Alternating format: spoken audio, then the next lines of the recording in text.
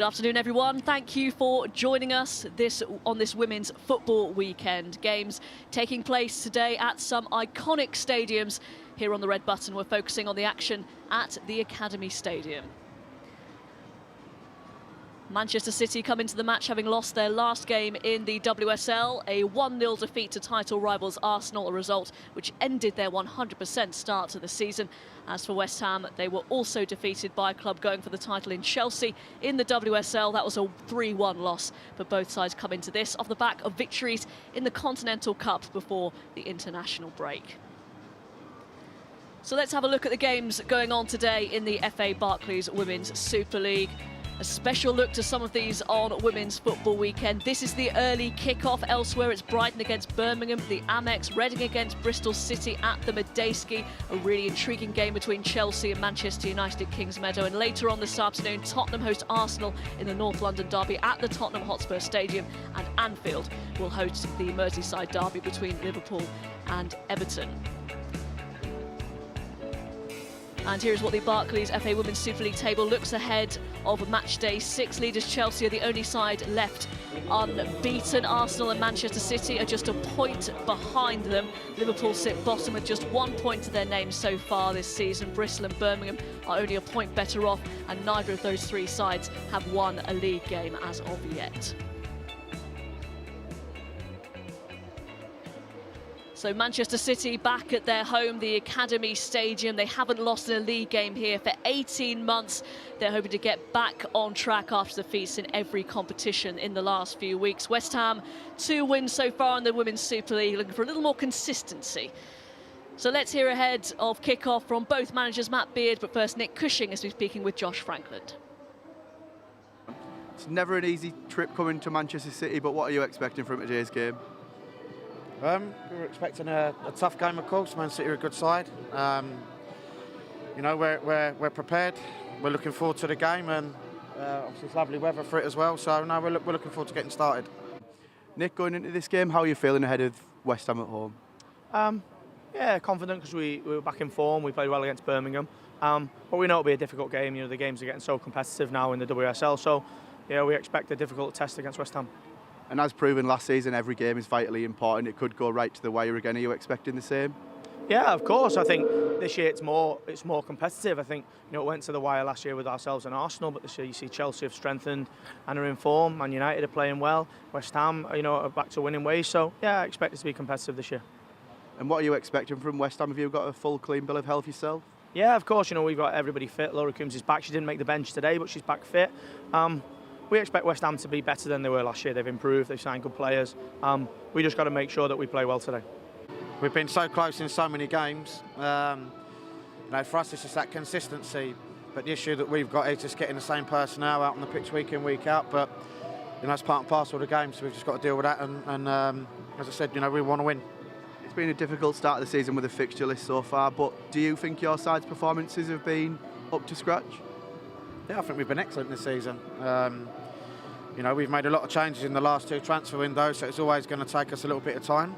But I'm pleased with the way that we're playing. I'm pleased with the depth of the squad. And it's a great test for us today to see how that depth is with the players that we've got missing. Matt Beard and Nick Cushing speaking to Josh Franklin, and Laura Bassett alongside on commentary has picked out a couple of lionesses first of all for Manchester City this afternoon, starting with Lauren Hemp.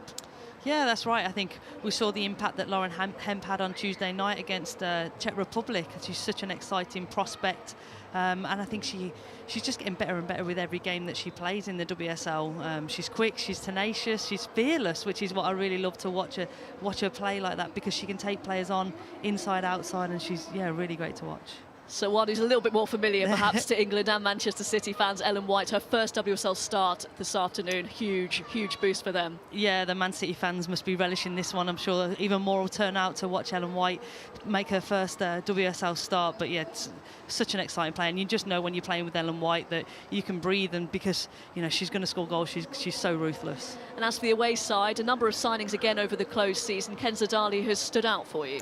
Yeah, she has. She's such a technician, and West Ham Ham have so many fast players, Leon, Lehman, that they're just waiting for the ball to be thread through to them, and this player can certainly do that. She's such a technician, and she can pick out passes, and she just oozes class, and she's a real dangerous set piece taker as well. So if they're going to, she's going to be really important today, especially on the transition from defence to attack for West Ham.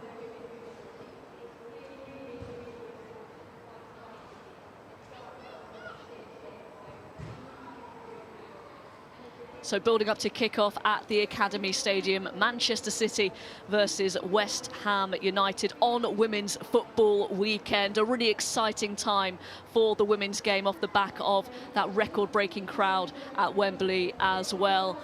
Manchester City hosting this game at the Academy Stadium. They broke the record for a women's league game in England at the Etihad on the opening day.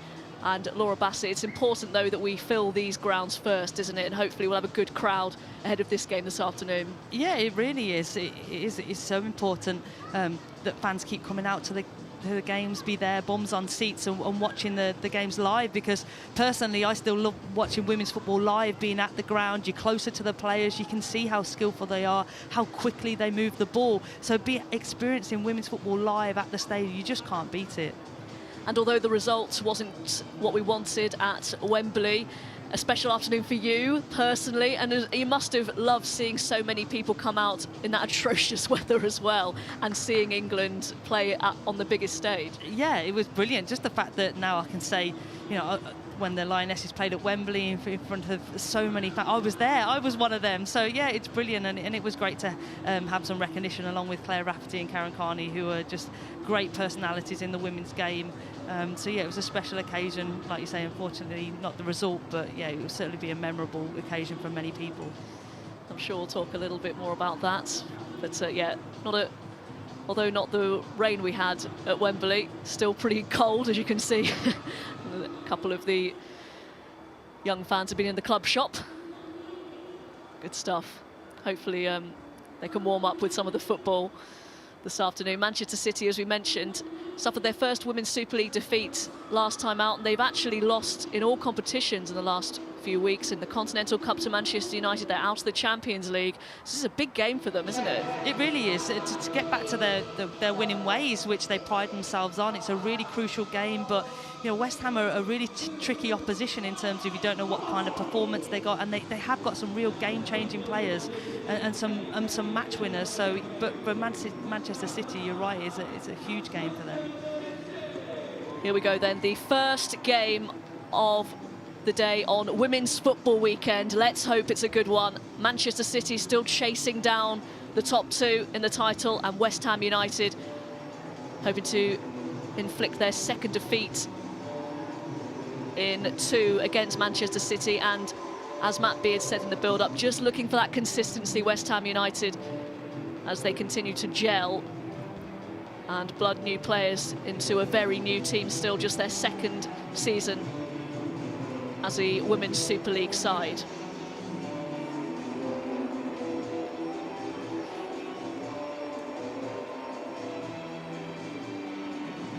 So a big game in the race for the title, as we have the North London derby at the Tottenham Hotspur Stadium later on, and the big game at Anfield between Merseyside rivals Liverpool and Everton as well.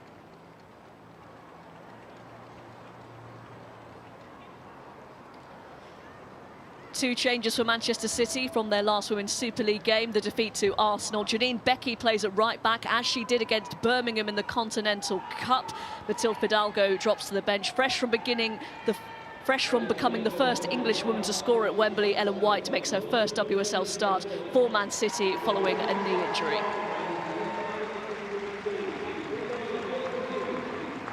Anna Morehouse keeps her place in goal for West Ham following the 1-0 win over Reading in the Continental Cup. It's her first league appearance of the season. One of 4 changes to their last WSL game. Cecily Kavama comes into the back line. Longhurst and Kiernan start in midfield. Adriana Leon leads the line, and Tessel Middag faces her former club for the first time since making the switch to East London.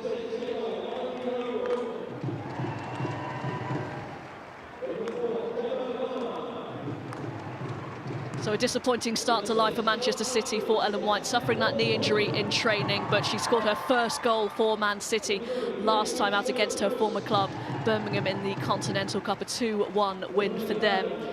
And having her back, Laura, is such a huge boost, isn't it? Because you just know she is clinical in front of goal. Yeah, that's right. And even if Manchester City, for example, aren't playing well or things aren't going right, they're not linking, they're not connecting, but you just always know as a teammate of Ellen White that if you give her one opportunity, she has that ruthlessness to finish it off, and all of a sudden the picture changes and, and you're back to winning ways, and then you can breathe, and then you can start to relax a little bit more, and things tend to go on the brighter side. But she's just such a pinnacle at the top of your team. Everyone looks to her, and she just has that weight. She's quite willing to take that weight on her shoulders and deliver. And for West Ham United, well, they will be the underdogs, won't they, this afternoon? But as we mentioned, their inconsistency and their unpredictability, it can be a play into their hands, can't it? Because we don't really know what we're going to get from West Ham from week to week at the moment. Yeah, that's right. You can see in the huddle Kate Longhurst there. You know, she's such a competitor, and she's such a valued WSL player, established, consistent. So she knows what it takes to win at these levels and win against these teams. So, but, you know, West Ham will be so competitive and so up for this game. And like you say, it's all to be revealed what kind of performance they give. Another big turnover of players for West Ham United. They had to pretty much build a team from scratch last season. They've made quite a few alterations in the summer as well. It looks like the referee Stacey Pearson is switching the teams around. Let's hope we don't mention her name too many times. And as mentioned, as we gave you the team news, you might have noticed on the graphic just four on the bench. And Brooke Hendricks is come prepared, clearly. That's experience for you right there. What a smart thing to do. I think that should be given by clubs, a hot water bottle on the bench. I think that should be a must. Well done, Brooke. Excellent stuff. So we're just about ready for kick-off. But yes, on the serious note, just four on the bench. One is a substitute goalkeeper. West Ham don't have a lot of depth, so it's going to have to be, really, the starting 11 are going to have to do the business. And it's Manchester City who get us underway in the sky blue, kicking from right to left.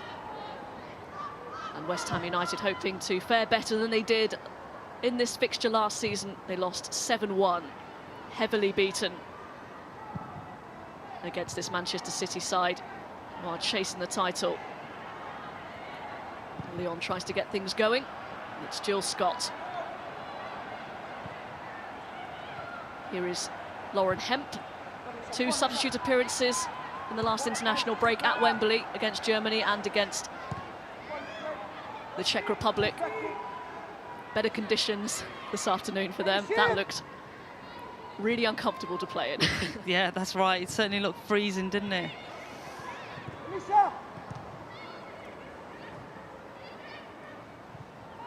It looks like Adriana Leon is starting at least down the middle for West Ham United. Yeah, I think missing Martha Thomas is a huge miss for West Ham. I just think she's been such a focal point. Her performances, we saw that the headed goal that we scored first game against Arsenal. What a fantastic statement to put out in the first goal. So her performance, she'll be missed today. And Kenza Darley and Martha Thomas had made a real nice connection and link, and they were starting to grow that partnership. So it'll be really interesting to see how Leon performs in. She's played central before, but it'll be really interesting to see how she performs with Kenza Darley especially. Gilly Flaherty back after missing the Continental Cup game with a slight knock. That was a precautionary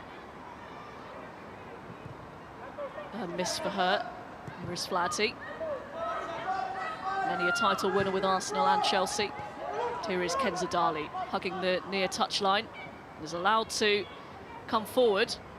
Lehman up ahead. Oh, and Kenza Darley has just run it out of play. And that looks slightly worrying, but looks like she's okay.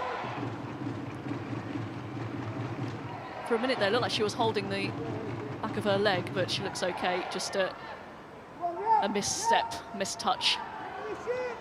That always happens when you identify a player there's players to watch. You get the bad touches out in the first 5 minutes, and then they'll come to fruition.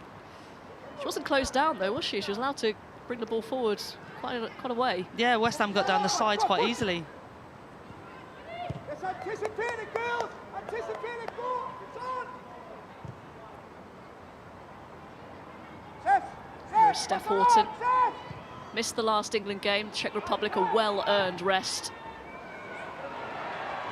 She's played nearly every single minute of every game for Manchester City this season. Here is Janine Becky coming forward. That's a good run. And a good block from Gilly Flaherty. She tried the pullback. Here is Stanway. Now Caroline Weir. And Janine Becky not on the same wavelength as Caroline Weir. West Ham trying to play this out from the back. Here is Baunack. The two German players who signed. There's the other one, Vettelin, forming a solid back four, a consistent one anyway for Matt Beard's side. Lyon dispossessed pretty easily.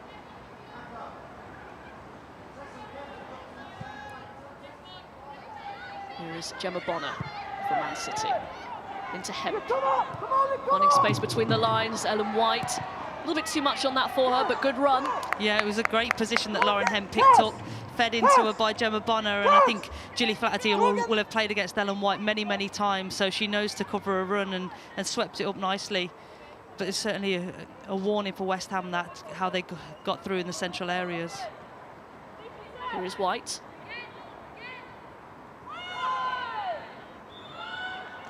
That's good play from West Ham United.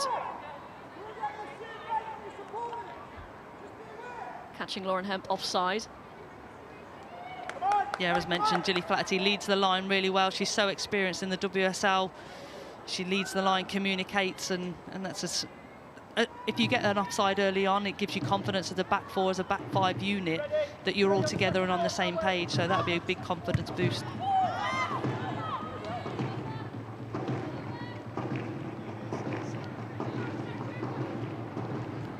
Weir, part of the Scotland team that beat Albania in their latest European qualifier in the international break.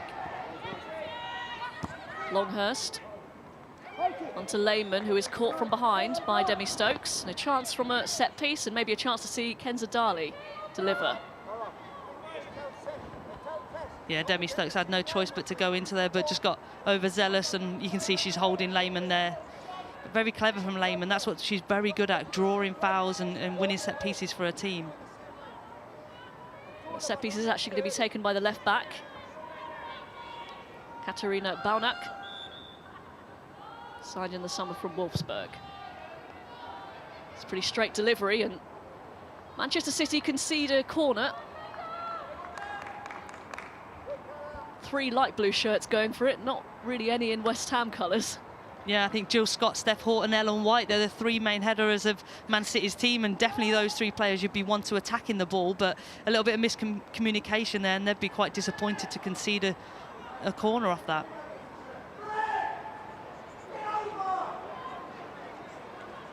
It's the first corner kick of the game, and it goes to the away side, West Ham United. And a few to aim for in the middle.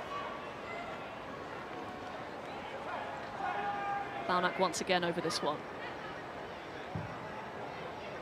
Delivery looks good. It's a good flick away. Middag will collect. Kiernan claims the throw. Goes to Manchester City. It's a warning to Man City. Baunack, what delivery, fantastic delivery into the danger areas. So it's a warning to Man City not to concede any cheap set pieces, just to concede a wide free kick and a corner in the space of a minute. You know, just adds added pressure onto you. This isn't, incidentally, the first meeting between these two sides since the FA Cup final at Wembley back in May, and it was a fairly comfortable 3-0 win for Manchester City in the end after a attritional first half. But Manchester City have got the better of West Ham fairly comfortably in the 3 previous meetings in the Women's Super League and in the FA Cup. Nick Cushing has been there from the start since Manchester City became a Women's Super League side back in 2014. Numerous trophies, the domestic double last season. But it's been 3 years now since they won the title. It's so competitive, that top three. Any drop points and you're already behind. It really is, and I know it's a cliche. We seem to be saying it every year, but it's so true that the league and the teams are just getting so much more competitive each year, and you can't call it any games. You can't predict the scoreline, so which is great, which is absolutely fantastic. But we seem to keep saying it every year. I wonder when that's going to stop. But no, it's certainly, and I think every manager gives full respect to each team and the calibre of players now that we're attracting at WSL, that only is a byproduct of being competitive. I just wonder if, while Chelsea have Sam Kerr, how big an impact could that be? And will they just start running away with everything if she hits the ground running? It's a fantastic signing, to attract a player like her. But we'll see. She's dominated the dominated the NWSL, so all to be revealed. Good run by Becky. And a really good intervention that. The West Ham player just stuck a boot out and it ricocheted into the arms of Anna Morehouse. I think that's the second time we've seen Janine Becky get down that right-hand side. That's the advantageous thing of playing a winger or a forward player in a more defensive role, that every time they're just going to go, they're going to join in the attack. But on the flip side, maybe West Ham could exploit the space that she leaves. But it's certainly looking, in the first 10 minutes, we've certainly seen her want to join in and create the overload. Here is Lehmann. An excellent first season in West Ham United colours. Still very young, Swiss international. Got a lot of pace down the wide areas, West Ham United in Lehmann and Kiernan.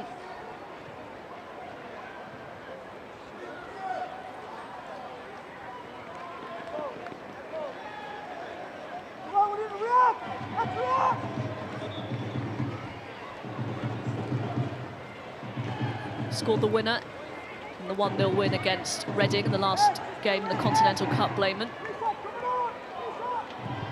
Delivered by Stanway. It's going to be a corner kick to Manchester City.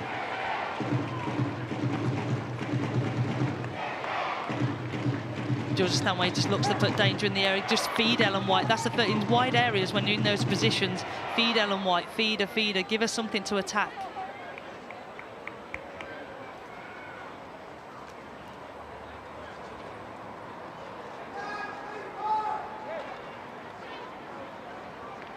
Main targets just on the edge of the area there. Jill Scott, Steph Horton, Gemma Bonner. A lot of height and aerial ability in those three in particular. And here comes the corner kick. It's Jill Scott. It's off the line and it's in. Ellen White. Fox in the box gets her first Women's Super League game on her first start. And Manchester City hit the front.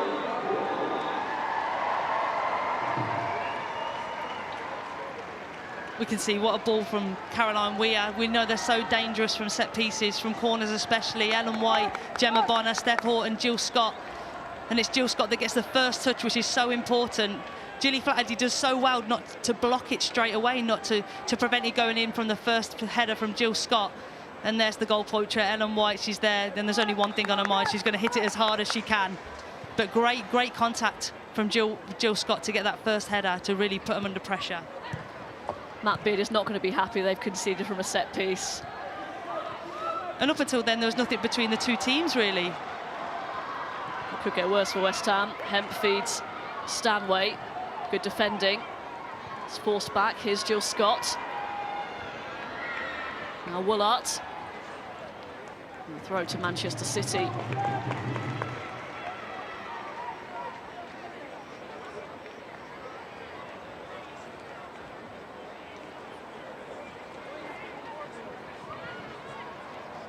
Darley gets there first. Here's Kiernan. Can't quite keep it in. You'd say Morehouse hasn't had a save to make. It was their first corner of the game, and West Ham were quite comfortable. But it just shows that having good execution on set pieces, on corners from Caroline Weir, which we know so much about, and then those giants, those so physical players, that it's so tough to defend.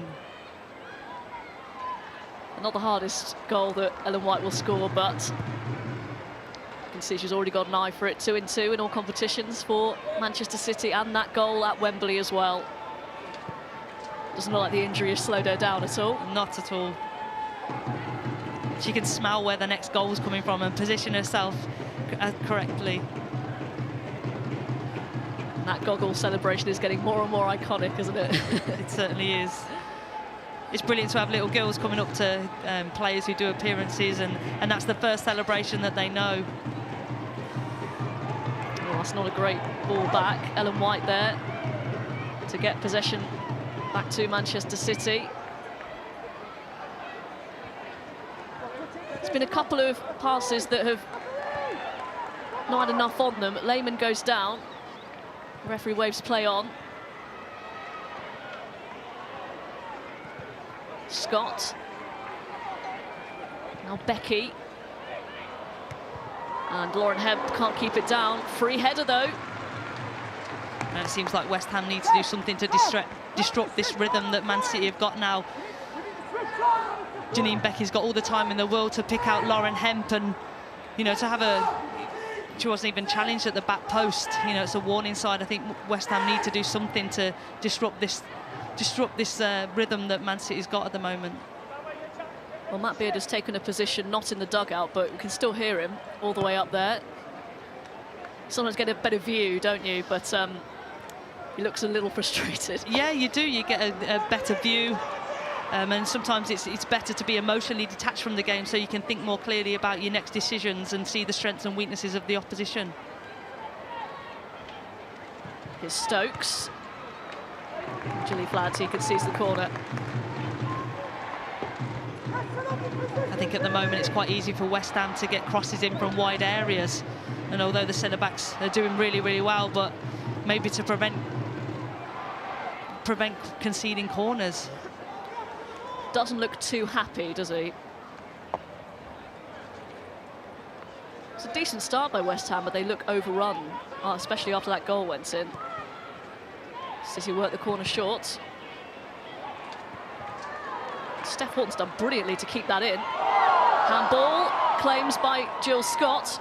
Stacey Pearson says it is a corner kick.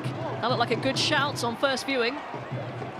It did. I think it was a well-worked routine corner from West Ham. Jill Scott's just trying to help it on. I don't think there was a lot in it. I think Midag's gone to close the ball down. I don't think there's a lot in it, but worthy. You know, if I was in the same position, I would have called too. It's another well-worked corner, nodded away.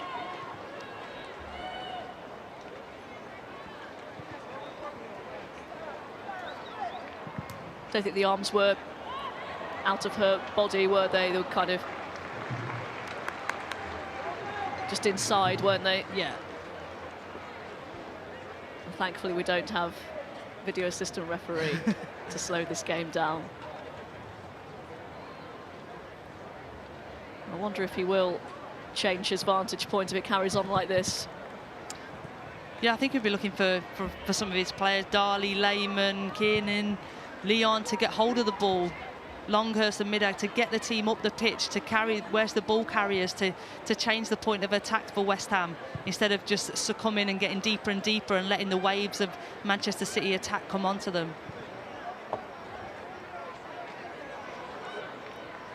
You can be comfortable out of possession, but at some point you need to take the game to the opposition, otherwise it's just going to keep coming, and you're going to keep conceding ground, conceding corners and inviting unnecessary pressure. Just done just that. Another corner kick to Manchester City. They haven't looked altogether comfortable defending these.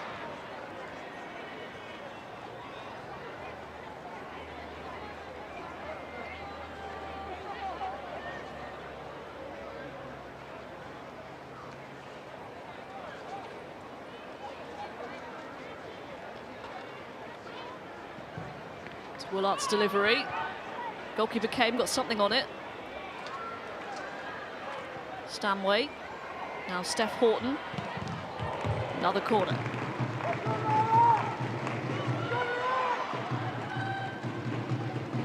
Just can't get out at the moment, West Ham. That's right, Kiernan does really well to close the ball down. She was on her own, isolated out there. She goes to press the first ball, it gets played round her, but great tenacity to stop the cross and get back and put a challenge in.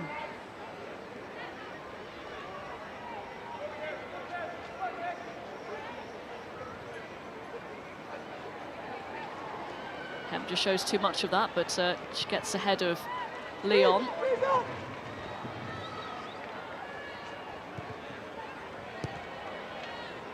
Becky.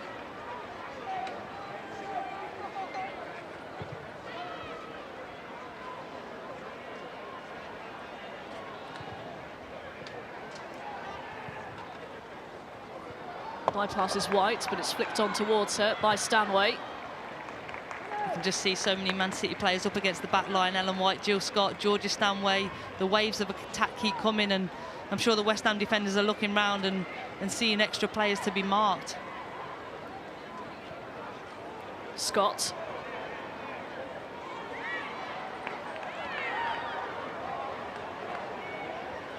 Here's a goal kick. Jill Scott has played a lot of football, hasn't she? Yeah, that's right, but she relishes, she wouldn't have it any other way. She's a big player for Man City and for England, so she takes that responsibility very serious and wouldn't want it any other way. Played every single minute over the international break against Germany and the Czech Republic, and straight in from the start here. I think Manchester City do look after her, don't they? But she does play a lot of minutes.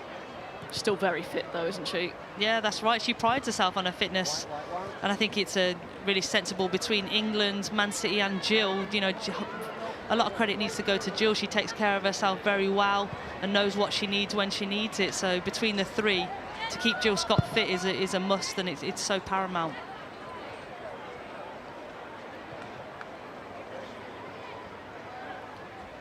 It's Kiernan for West Ham who is doing the pressing from the front. Balnack.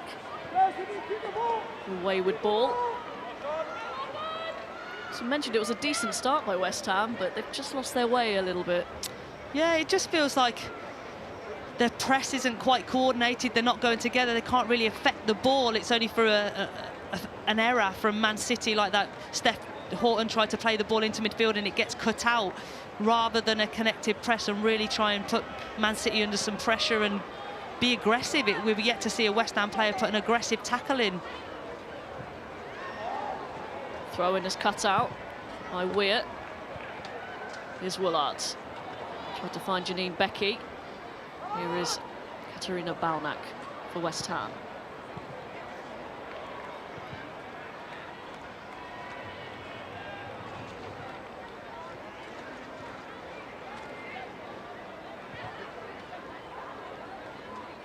And if West Ham are going to cause Man City some more problems, Adriana Leon needs to keep hold of the ball as it gets played up to her. She needs to make sure she secures it so that her teammates have got a chance to get up the pitch to her and support her and connect the ball. That is a lovely pass from Jill Scott to Becky. Tries to find White, too close to the goalkeeper, but that was a great flowing move. Oh, Morehouse has put her team under pressure here, and Caroline Weir going for the cheeky chip. Caroline Weir enjoys those situations, steps forward on the front foot, reads the situation, and she'll be disappointed with that effort because her ability on the ball, you know, we've seen her score some fantastic goals this season already, and for her standards she should get that on target. We know she should, but great anticipation nevertheless. It's another loose ball. West Ham inviting unwanted pressure. Becky.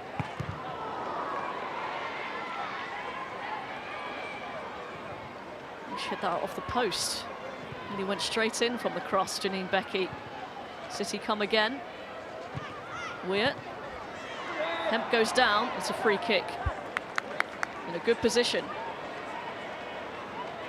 I think it's definitely a free kick. I think Hemp finds herself in central areas. She stays wide, comes in off the line in central areas, and she's so comfortable receiving the balls in those situations, but any pressure from behind, she's going to go down in those situations, and she did. She got clipped. It's a fair decision. You can see both hands on her back. can't defend like that. We need to keep them down. It looks like there's only one candidate over this free kick.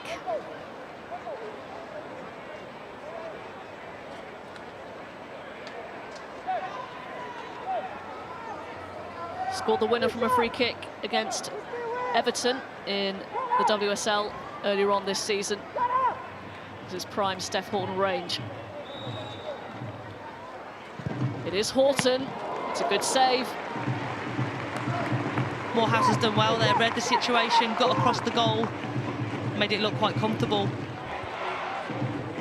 All credit to her, she can see her start position. She knows which side of the goal she's giving Steph Horton, but then comfortably gets across. Another corner.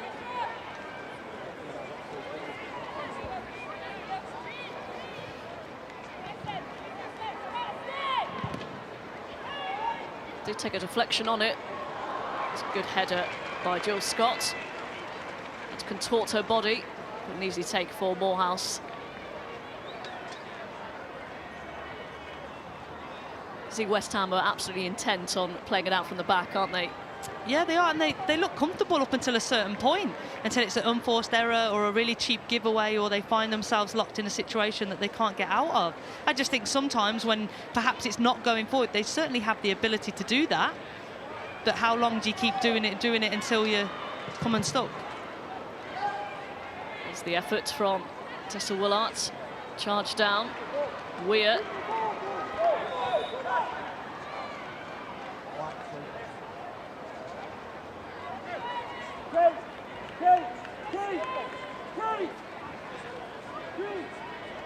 Well, as earlier on, Janine Becky nearly scored from a very acute angle.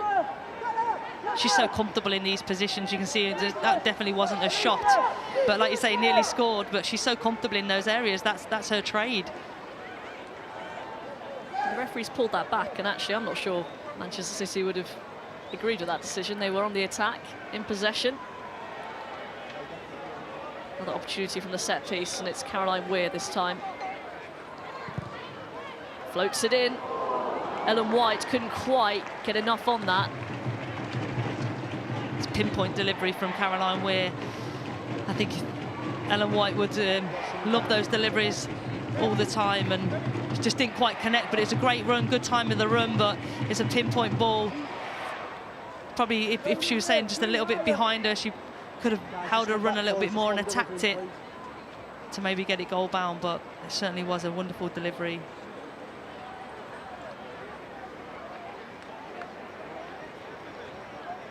Weir once again. Well, it's still just been lifted over the bar. It was Steph Horton who got first contact on it. I think we're seeing at the minute, whatever side the corner comes in from, it should be a goal between Steph or Ellen, whoever. They're not being marked, there's no pressure. That really, for their standards, should be a goal. I think West Ham have a lot of worries and a lot of organisation and communication to sort out defending these set pieces. Certainly looks worrying for them. The only positive West Ham can take is that they're only a goal down, being absolutely peppered with these set pieces. Weir on to Georgia Stanway.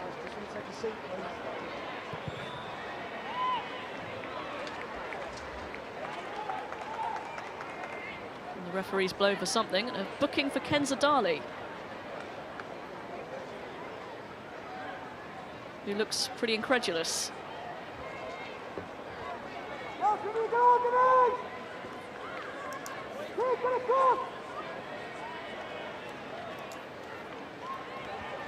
Considering that's the first yellow card of the game, I thought that was quite cheap. She's obviously gone to pull Georgia Stanway back, didn't really connect. I know the intent's there, but she's obviously trying to cut something out, the referee. It's deflected, and it's another corner kick. This must be the 8th or 9th corner now for Man City.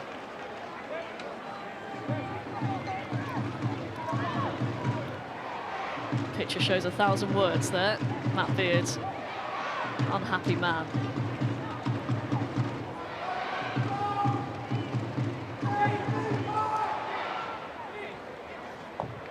Weir sends it short. Here's Lauren Hemp. into Horton. Leaning back, well off target in the end. That was well worked. Yeah, really nice idea. I've been quite impressed with Man City's corners in terms of when Weir takes it, she normally delivers it straight into the penalty box, understandably. But that time it was a short corner. Lauren Hemp made a movement late and fast, picked up a nice area. And she knew exactly what she was doing. She knew Steph Horton would be waiting top of the box. Lehman. Good defending by Stokes.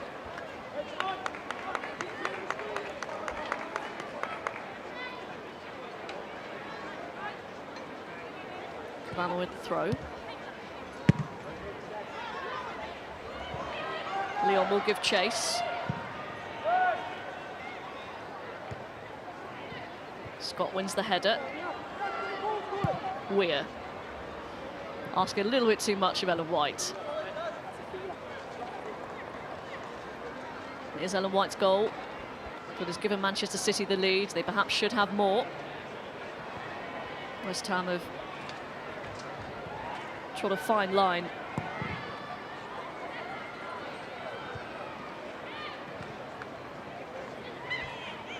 And a miscommunication once again.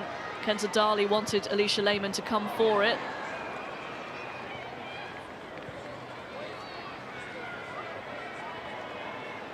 Kiernan just about keeps it in, though she doesn't.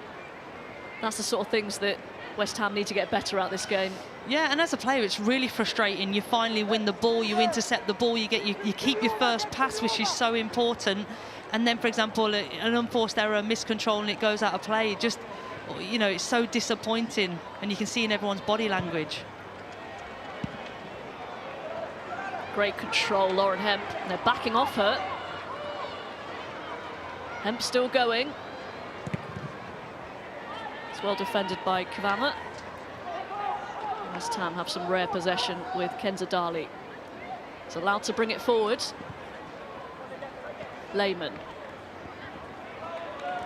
And Demi Stokes has got her number. Good there, 2-0 further. It's been really interesting so far for the pace and speed that West Ham have. There hasn't been one ball over the top, or to, you know, to gauge, to match your opponent up, to see if you have the pace on them. That's ideally what you want to work out at the start of the game. But there's not been one ball over the top into space, into the corners, to give the forwards a run. They seem to be doing so much defending out of possession. Well, half an hour gone, and Manchester City have been completely dominant, but only the one goal advantage. That's another good ball, and Ellen White so close to a second. We've seen so far Man City are just so dangerous in these wide areas. All Vollard needs is a look. You see her look up before she connects, and she knows that she can wrap the ball round Flaherty, which is the recovering centre back. And Ellen White is unchallenged there on her weaker foot, but great timing to connect the ball. Just need to keep it on target. She makes those late runs so beautifully, doesn't she? We saw that at Wembley. Perhaps, maybe that goal was a tad offside, but still, she made that run in behind, didn't she? Exactly. As a centre-back, you even need to block her, try and take her into a position that she doesn't want to be, but she does it so well. She knows exactly what she's doing. Stanway. There's Scott into Ellen White, back to goal. Georgia Stanway, 2-0! Really well-worked second for Manchester City. It had been coming. And that's a beautiful finish from Stanway to make it 2-0 to the home side. And Stanway just coming back from injury, again, making her statement, making her point. It's a wonderful strike, but again, good work, good link-up play. I think Stanway starting the play. Jill Scott is not in a position to shoot, so she lends it. Ellen lends the ball, and again, Georgia Stanway in that position, knows how to find the corners, and she executes it perfectly. But really impressive from Man City just to keep lending the ball until that person's in a position to get a good strike at goal. On her 100th Manchester City appearance, Georgia Stanway marks it in style.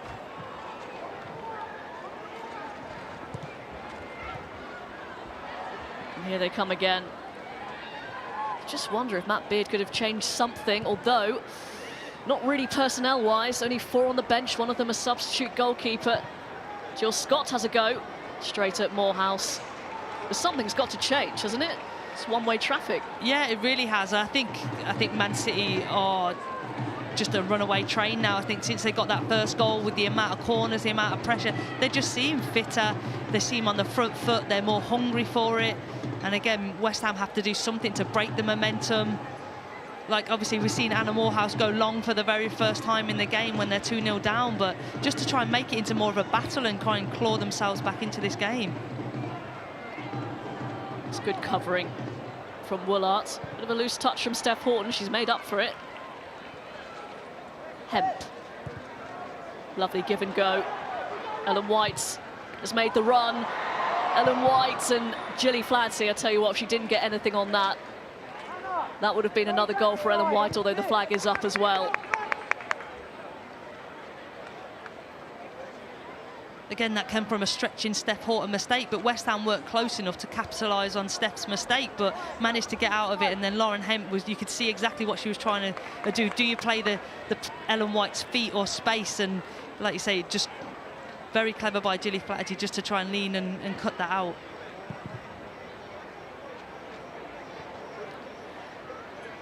Looks like Matt Beard has been moved to change his position back down the technical area. And that is a foul by Stanway. A little bit too physical in her challenge. I'm not too sure why she made that challenge. It's a bit unnecessary. Whether anything's been going on between those two players so far in the first half an hour.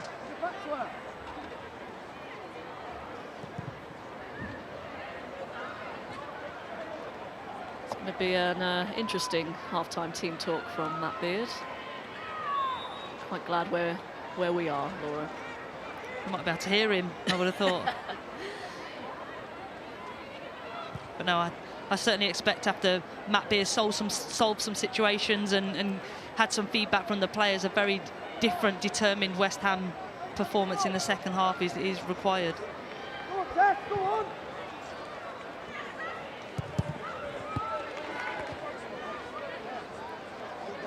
Norwegian right back, Kvama. Middark's done well there, shielding the ball. Here's Darley. Lehman. Could she have delivered first time? Being well marshalled by Demi Stokes. Corner kick. Better from West Ham. I think it'd be a good race between Lehman and Demi Stokes. So, you know, I'm sure she'll be wanting more space and balls into the channel so that she can have a good run at Demi Stokes. But really good patient play, confident to hang on to the ball and get a team up the pitch and a corner. Really impressive. Work short. This is promising. Leon. Darley onside. Still possession, being forced back by Manchester City. Longhurst. On to Middarg. And straight into the arms of Ellie Roebuck.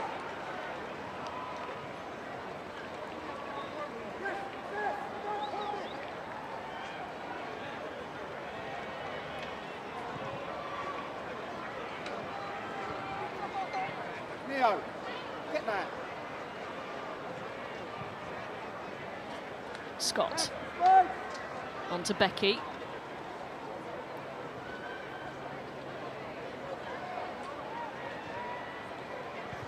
Get up, get up.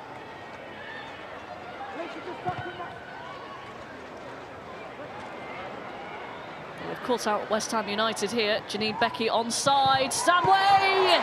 3-0. 2 for Stanway and a third for Manchester City. West Ham United just not getting close enough to the City players. And another very good finish from the 20-year-old. She just strikes it into that corner. That's the same corner that she got her first goal into. But I think you can see it's a wonderful switch of play here. And with Janine Becky going down that right-hand side, it allows Woolart to come inside to overload the central areas. But no one's marking Georgia Stanway. She's got all the time. Becky picked her out, And again, hits it first time. Ellen White does so well to actually jump out the way, but they're just getting so outrun in the wide areas. But that's a wonderful strike, that is, to take the confidence to take that first time. But I just think with Janine Becky being an extra wide player down that right-hand side, it allows Vullart to come in, and there's been some really good rotation that West Ham just haven't got to grips with. It's a very long way back now for West Ham United, and City look hungry for more. Hemp. Stanway, she's got acres of time to pick this ball up and decide what to do with it. Here is Woolart. Jill Scott in space here. It's just a bit too easy, isn't it? Yeah, that's right. I think it's a mixture of both. I think Man City are moving the ball well, the speed of the ball, and like I say, the rotations, they've got them off, and they're keeping the ball, they're keeping it simple and going at the right times, and they look hungry. And I think it's a bit of West Ham go individual press, which makes it easy to play around, and just looking outnumbered and outclassed at the moment. You could hear Matt Beard saying "get up" there, but you're right, it's when you're pressing, it's got to be a team thing, hasn't it? Otherwise you just get played around you. Yeah, no matter how much that individual person really wants, how fast they go, how aggressive they go, if you go on your own, you're just going to get played around if they've got support on the ball. Here's Jill Scott. Oh, that's a lovely ball. Hemp, 4-0. Unselfish play from Jill Scott, and Lauren Hemp has her first of the season. Again, it seemed to take ages to get to strike the ball for Lauren Hemp. She had all the time in the world, but what's really causing West Ham problems is that pullback. It seems that when the ball gets out wide and it's pulled back, the recovery in midfield just isn't there. Longhurst, Midag just are nowhere to be seen to make a recovering tackle. Again, Janine Becky pulls it back. Jill Scott does really well, shapes as though she's going to shoot and have a shot, and a reverse ball to Lauren Hemp, who has all the time in the world. But again, that pullback, like I say, it really causes West Ham so many problems, and then the defenders can't get nowhere near. But it seems like the midfield and defenders need to be a little bit closer together. Lauren Hemp had time to make a cup of tea and drink it by the time she picks her spot there. Nick Cushing can sit very comfortably now. This game is done and dusted, and we haven't even reached half-time yet.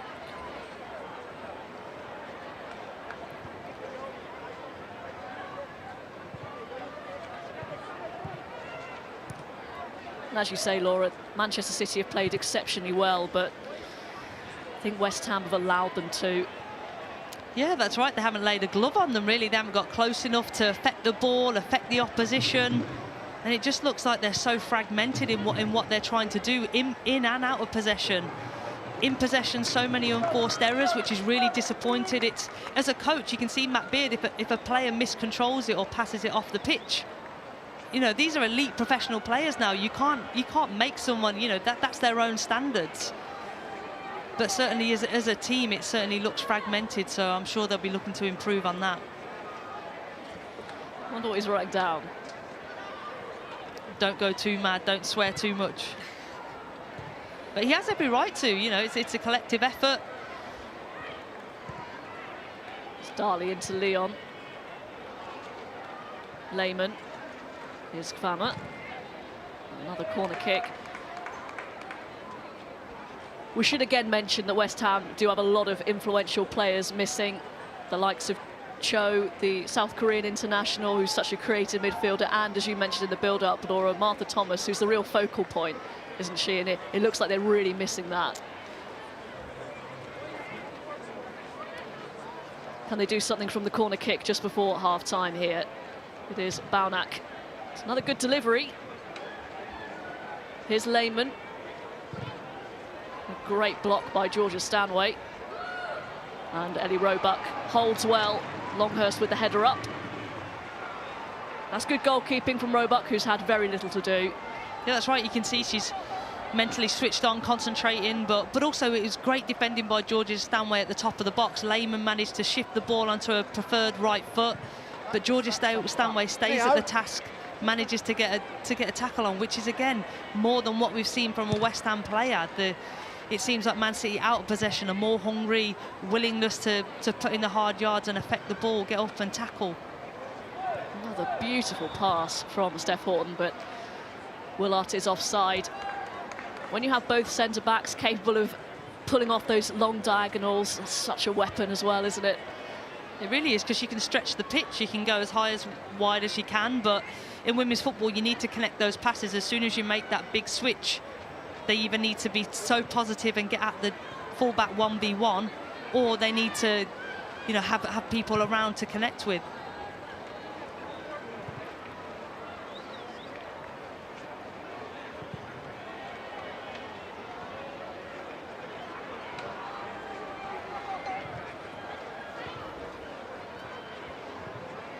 Manchester City taking risks, but it's paying off.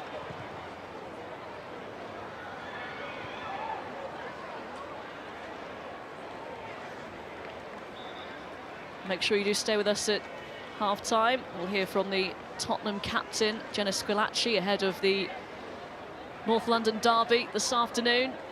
We'll also have an interview with the Women's Super League's newest recruit, Sam Kerr, as well. In the meantime, Vettelin is up after being trod on. That's well kept in. Here's Leon. Lovely layoff. Kiernan. Leon once again. Being absolutely surrounded by sky blue shirts. Forced back. And that's an illustration of what you were just saying, Laura. Yeah, I think the energy, the enthusiasm, the willingness, because you have to convince your players they have a job out of possession when they haven't got the ball, but how quickly they're closing down, how quickly Man City are getting back on shape. To credit to them, and they can sit at 4-0 down. At 4-0 up, sorry, it might be quite easy to drop your standards and not do it as professionally. Here is Kiernan. Goal kick.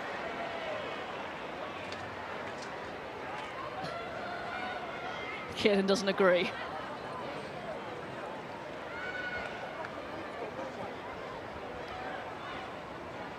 This is the right decision, definitely. Janine Becker's done really well in that situation.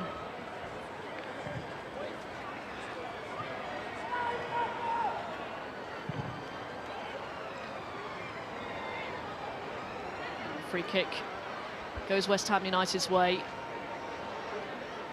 It's the final seconds of normal time at the end of the first half.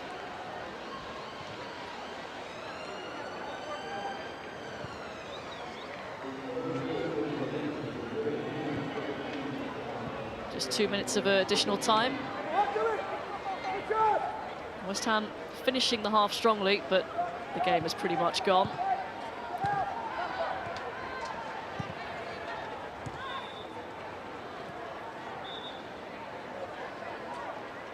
Referee has given a free kick to West Ham United.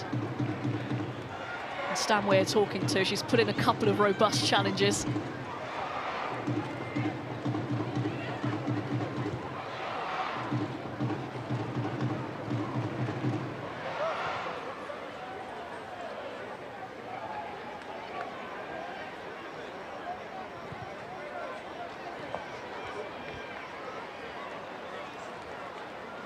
It's Kiernan. Seen a lot of the ball in these last couple of minutes. That's good movement from Darley. Now Kiernan again. Delivers the cross. And away by Horton. Flaherty gets there first. Kvammer. Too much on that for Flaherty. Bonner clears this time. Ellen White goes down. And it's a free kick to City. You could see Ellen White dropping deeper to try and help her team get up the pitch. And again, Midag, that's probably the first challenge that we've seen her make.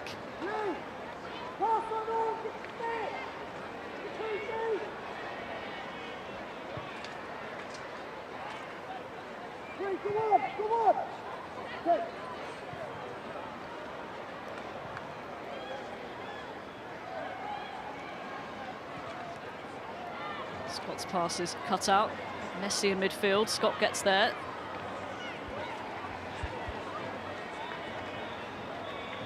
And that is it. The end of a first half which has been completely dominated by Manchester City. 4 goals to the good.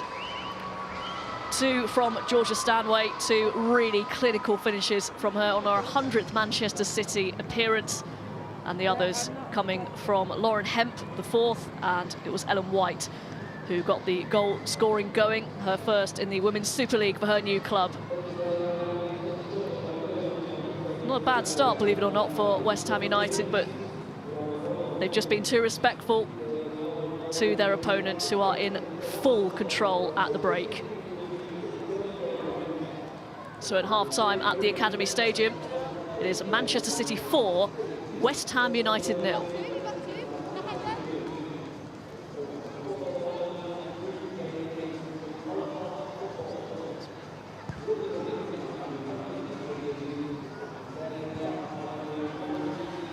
So 4-0 to the home side at the break.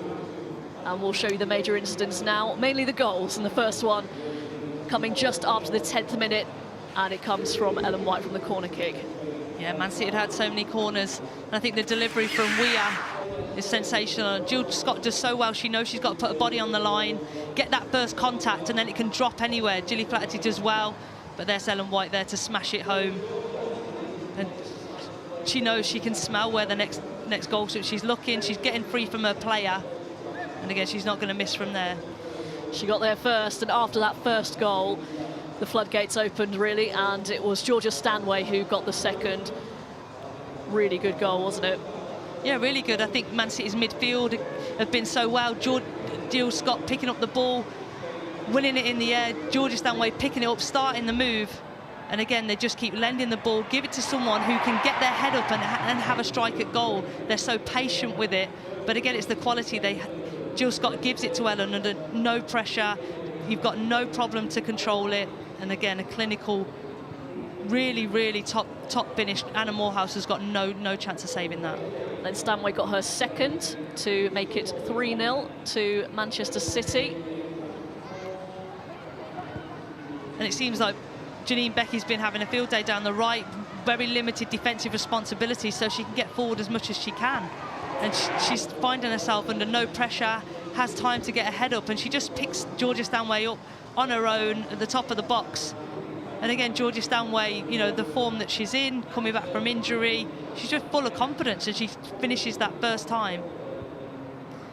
So that was 3-0, and then our player that we highlighted ahead of the game got the 4th. And if you thought Georgia Stanway had a lot of time to pick the finish, this is another level, I'm afraid, from a West Ham point of view. That's right, Man City is so composed that they wait, they're patient round the back, and again, it eventually gets out to Janine Becky. She's picked out people at the top of the box. There's Georgia Stanway waiting, Jill Scott waiting, and again, Jill Scott does so well. She fakes to shoot, changes her body shape. Last minute, she knows exactly what she's doing and where Lauren Hemp is. And Lauren Hemp has got a cool, really good left foot, and she's going to pick her place. Anna Morehouse does get a hand to it. You know, it's tough. She gets beaten at a near post. She'll be really disappointed with that, but, you know, all credit to Lauren Hemp for that goal. So a good afternoon so far for Manchester City and their fans. They'll just be hoping for more goals, and I dare say we may see a few more. Manchester City look in the mood and are exceptionally comfortable at the break. So 4-0 here to Manchester City at the Academy Stadium. Later today, there's a North London derby to be contested as Tottenham host Arsenal at the Tottenham Hotspur Stadium. Caroline de Moraes got the thoughts of Spurs captain Jenna Schillaci ahead of the big game.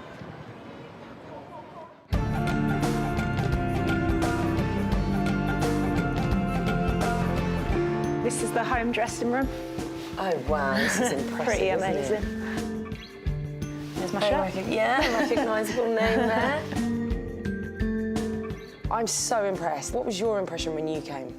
Yeah, it's just an incredible stadium, isn't it? I've been a few times, but every time I come, I still get that, like, wow. And you grew up in Enfield. Big Spurs family? Massive Spurs family. I spent most of my childhood coming down to White Hart Lane. We had season tickets, so we were here like every other weekend supporting the team. I always dreamt of playing, but I didn't think it was possible for me in my lifetime to be a professional footballer. And yeah, my dreams come true, and now I'm here sitting in the the new change room, which is amazing. Tell me a little bit about this weekend and why it's so important for the women's game. I think it's absolutely massive, especially on the back of the Wembley game that's just been played to a sellout crowd. Playing in one of the best stadiums in the world, in the first North London derby here against Arsenal, it's just incredible. And I think if I look back to a younger me, if I had the opportunity to come down here and watch like Tottenham ladies play, like how amazing that they can dream and they can now be professional footballers, and one day hopefully they can live my dream as well. So yeah, it's just we're hoping to inspire a lot of young girls, and hopefully the fans that come and watch us come back and watch us weekly. And hopefully I'm going to be there, so I'm extremely excited. Could you possibly show me the rest of the stadium? Yeah, sure. So I take it your entire family are coming this weekend? Yeah, I've got all my family and friends coming. There's a big group of them. And you've got a couple of brothers, is that right? Yeah, I've got 2 brothers, one older, one younger. Were any of them going to see you when you were little? Well, when I was younger, there was no girls teams around, so I used to have to follow them 2 around and just watch them play. And then my dad set up a girls team eventually at my brother's football club. And then turns out I've done better than both of them. When did you realise, or when did your dad realise, or when did your brothers realise that you were the one that was going to make it? I think my dad always used to big me up all the time, and he'd be like, "Oh, yeah, I think Jenna's better here, but don't tell your brothers." It's a fairy tale story. Yeah, it really is, especially when I look back at where I started, where there were no teams, and then I've obviously gone from playing grassroots football to playing semi-professional and juggling a job with it. And then turning professional this year. Yeah, just incredible, and can't actually believe that we'll be playing here on Sunday. Girls will be boys. And as football is a man's game, girls of course have to play it. In the Second World War, the women's game was getting so many people to view it, and then the FA stopped it, and it's only, I think, 50 years since we've been allowed to play. Women's football is here to stay. I think it's only going to get bigger and better. The quality on the pitch is improving every season, and the interest is just growing. So this is just the start, and I can only see it getting bigger and much bigger and better.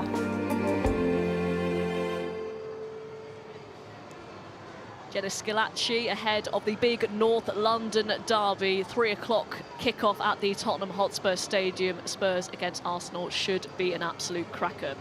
So the big news this week for the WSL and Chelsea, when it was announced that one of the world's best strikers, Sam Kerr, has signed a 2.5-year deal with the Blues. The Australian international is expected to be available from January, and it's a challenge she says she's looking forward to. It's one of the biggest clubs in the world, and once I kind of had my mind set on Europe, it was kind of an easy decision to choose Chelsea as a club. Everyone in women's football has been watching the growth in England. I think it's definitely going to be up there with the best leagues in the world very soon, if not now. I think she's going to be a coach that's going to challenge me a lot. I think I've got a lot to learn from her, and I like that she's all business but can also have a bit of a laugh too, because that's who I am. Looking at the players they have and the amount of depth they have was a huge draw card for me. I think, I've grown up watching G playing for South Korea and playing against her, so it'll be nice to finally be on her side for once. I hope, after what I've done in the US, fans will support my next move and follow what I'm doing, and hopefully fall in love with the club over there and, have some interest in the game in England. I didn't come here to, just be here. I come here to lift trophies and win silverware with the club, and there's no denying that I've come to score goals, so hopefully I can keep my goal scoring record up and help the team lift those trophies and be a big part of it.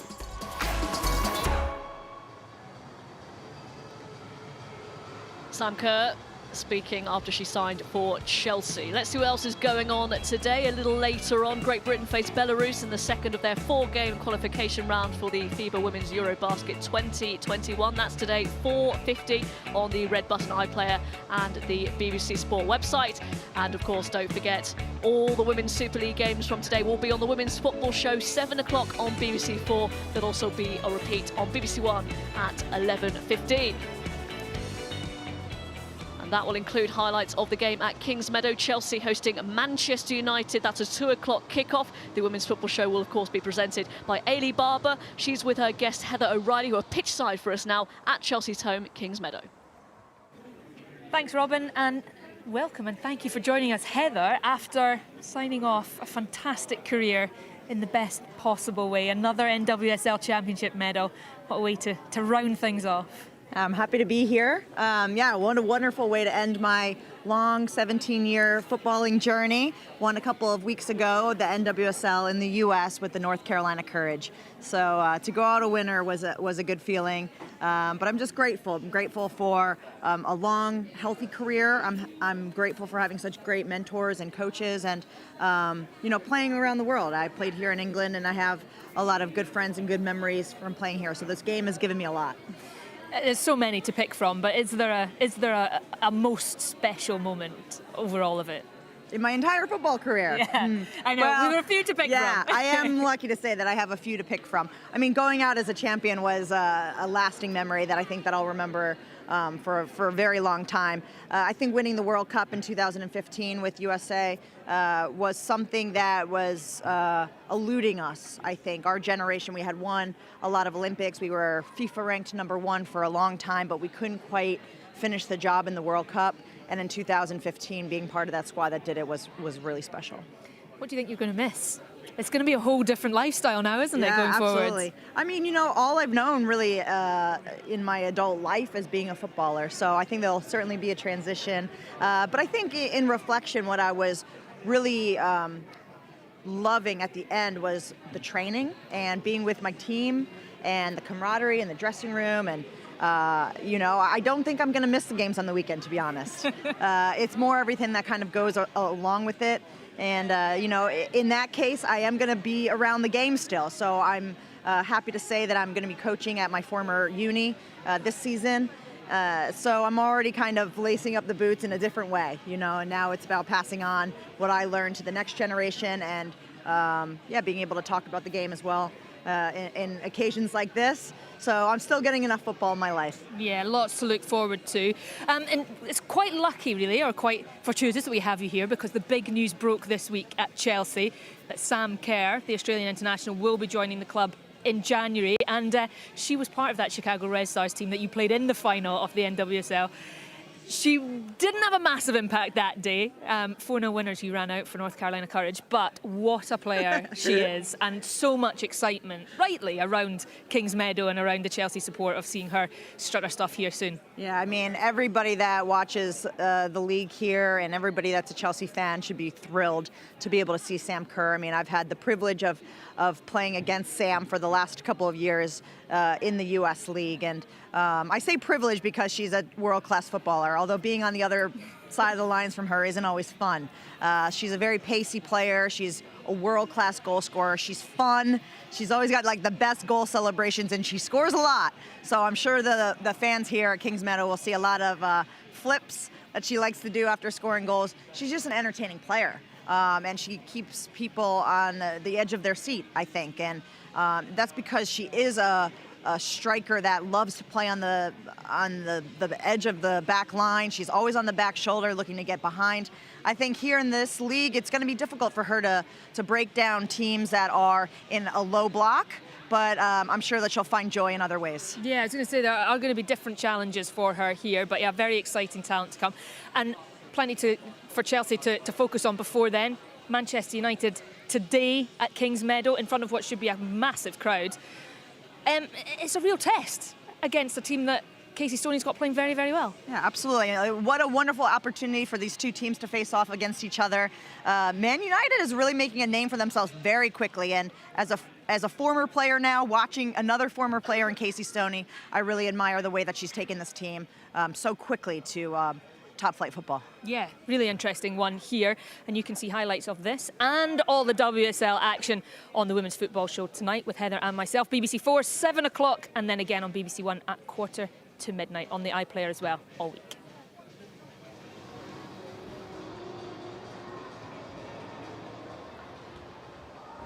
So the half-time break nearly over here at the Academy Stadium. You can see Steph Horton and Jill Scott the first out for Manchester City, who have a very, very comfortable 4-0 lead against West Ham United going into the second half. And Laura Bassett, I'm not sure how many times you've been in this situation from a West Ham United point of view when pretty much the game is over at half-time.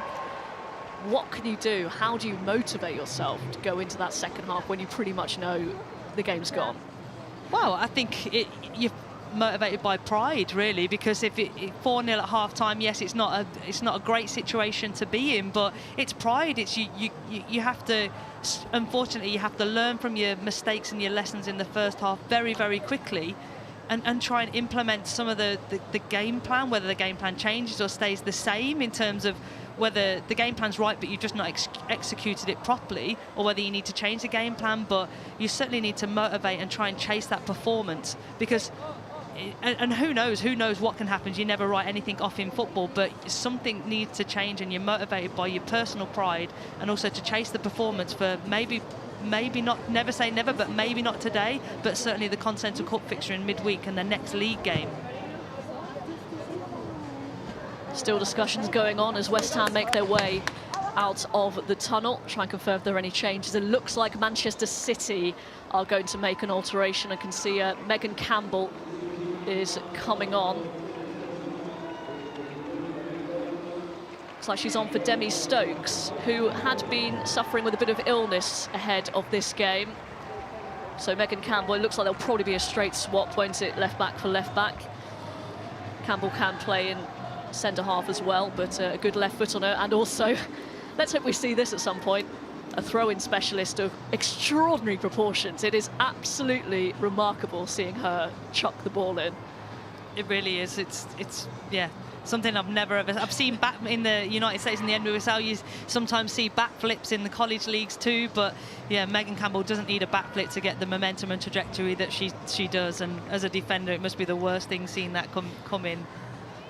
It is extraordinary, isn't it, the trajectory she gets? So yeah, let's hope we get to see that at some point. So another big weapon for Manchester City. It's going to be West Ham United who get us underway. And some damage to be repaired from their point of view. They may not get anything out of this game, but another cliche for you. Do you think to yourself, win the second half, or don't, or at least draw it, don't concede again? Yeah, I think definitely don't concede as a team. I think you have to take pride in that, but also you're looking for a reaction from every single person. I think that from the West Ham players, they can give at least 30-40% more, if not more, to this second half. So you're certainly looking for a reaction out of possession, their willingness to fight back, to put up a fight, and then in possession to keep the ball, be reliable, and limit those enforced errors and those mistakes that they've been unfortunately making. It is Megan Campbell who's going to take the throw.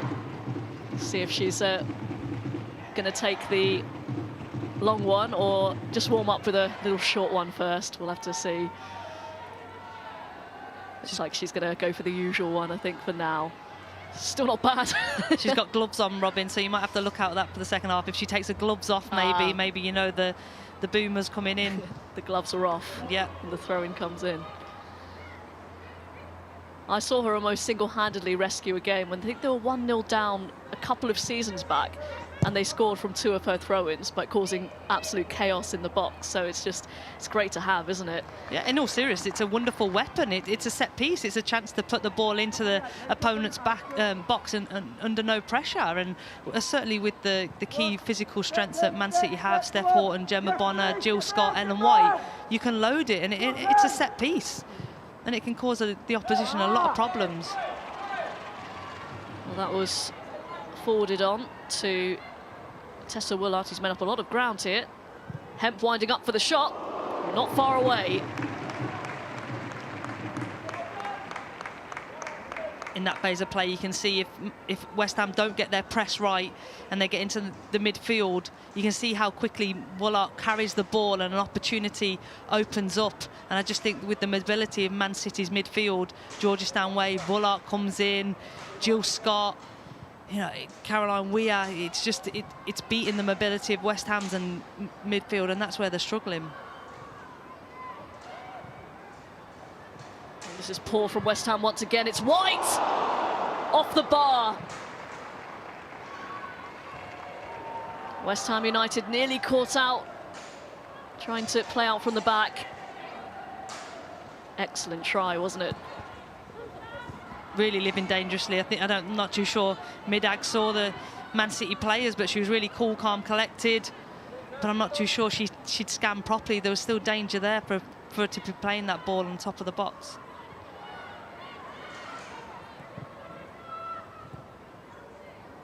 Just thinking, Manchester City rather will want to keep the hammer down, because it may come down to goal difference, mightn't it? So tight at the top, just 1 point separating the top 3 ahead of this game anyway.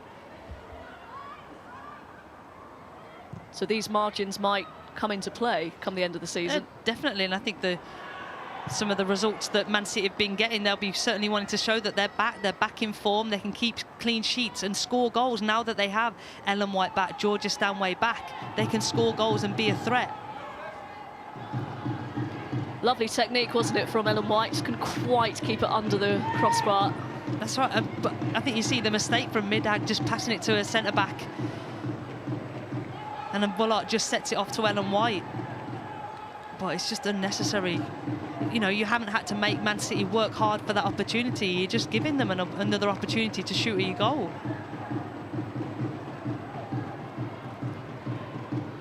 You don't want to give her too many chances.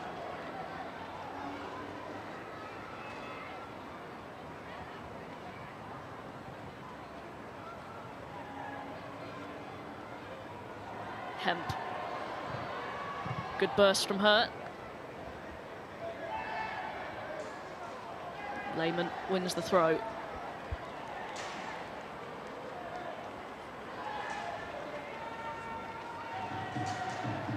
Some frustrated looking faces on the West Ham United players.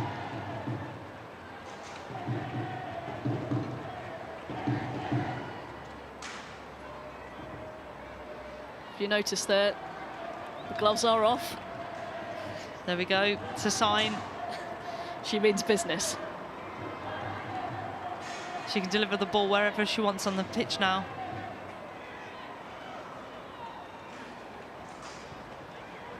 All the way back to Horton. Cut out by Darley.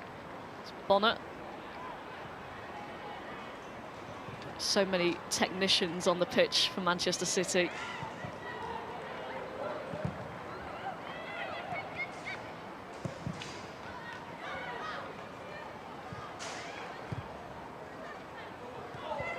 Here's Willard. Referee plays a good advantage. It's a lovely pass. Lauren Hemp doesn't have to break stride. Away by Flaherty. Goal kick. Bullock's been so impressive when she's picked up the ball. She just drives across the pitch, across the channels. So for West Ham, it's unclear who's marking her. Either someone gets on tight and stays with her, or someone has to keep coming out. But she carries the ball so well and just gives Lauren Hemp so much time and space with the ball that she plays through. I think they heard those instructions back in East London from Matt Beard.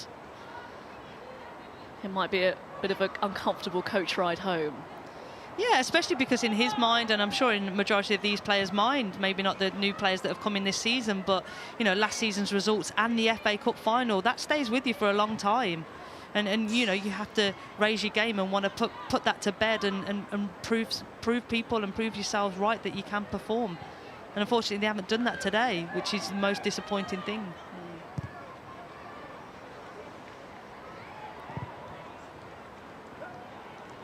Here is Hemp. From a Manchester City point of view, it's a good response. Ellen White can't quite take it under her spell, because that exit from the Champions League would have been bitterly disappointing. Stanway. Oh, it's another goal. Tessa Woolart gets Manchester City's 5th. Another fine finish. They've been so potent in front of goal all afternoon, and Tessa Woolart gets her 3rd of the season in all competitions.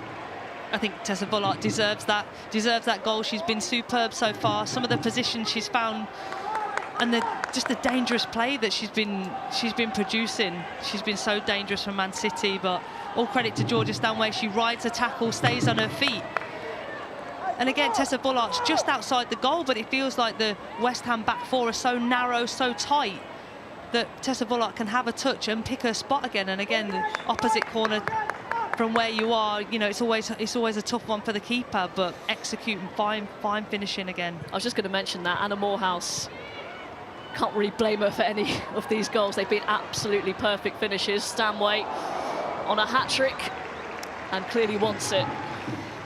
But again, what Anna Morehouse can complain about is the pressure on the ball. You're in your 18-yard box, there's no pressure on the ball. The forwards can have a touch, so, you know, she needs to be communicating that, get tighter to your players, can put a challenge in, stay on your feet and force them out.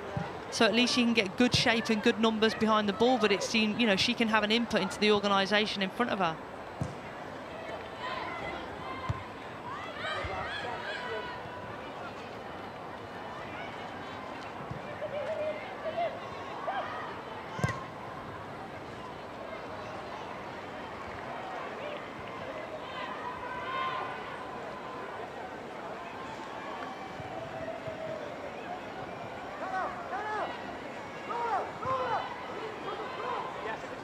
It's been very comfortable for Manchester City. It's been like a training game at times. Stanway, touch just lets her down, but she still gets there. Great play by Stanway. Lauren Hemp just about keeps that one in. Hemp, did that go out of play? Yes, it did. You highlighted this, Laura, both Hemp and Stanway trying to get to the byline and cut it back. It's been a feature of this game, hasn't it? Yeah, that's right. And you think when Lauren Hemp in that instance gets to the byline, you think there's no space, but they're just tenacity, their willingness, they're not going to give up. They're going to wriggle around the defender and deliver a ball. And to see that from players is just a big boost for the rest of the team, not to give up on any ball. And they're playing with such freedom and such enthusiasm.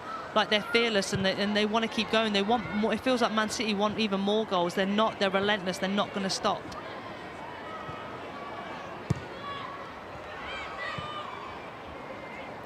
This is another promising move. Becky. Stanway will try to retrieve.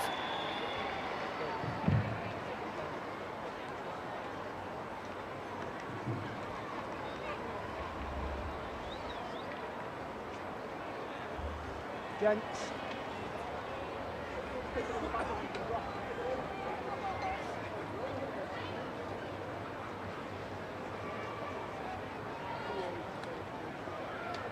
There's 3 of the 4 West Ham substitutes warming up. Really very few options for Matt Beard, so it's not really helped him.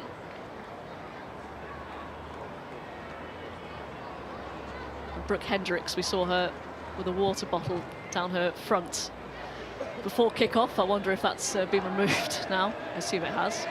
Oh, here we go. Chance for West Ham. What a lovely save. Fantastic save from Ellie Roebuck. First one she's had to make, and that is over the bar. Leanne Kiernan was in there.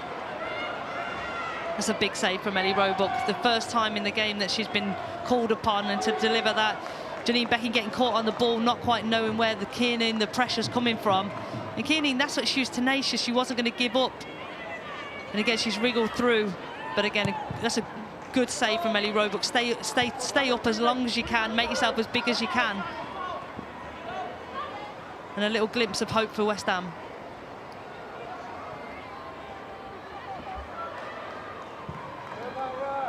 Again, Ellie Roebuck has had pretty much nothing to do, and she stood firm there. Hemp deflected, and it's a corner kick. Strikes the ball very well, that left foot of hers. You can tell she's full of confidence, and she has a look at the keeper here early doors, and she sees, and why not? You know, everything seems to be coming off for Man City today. They're playing with freedom, and they're playing so well. So you'd have a shot from there.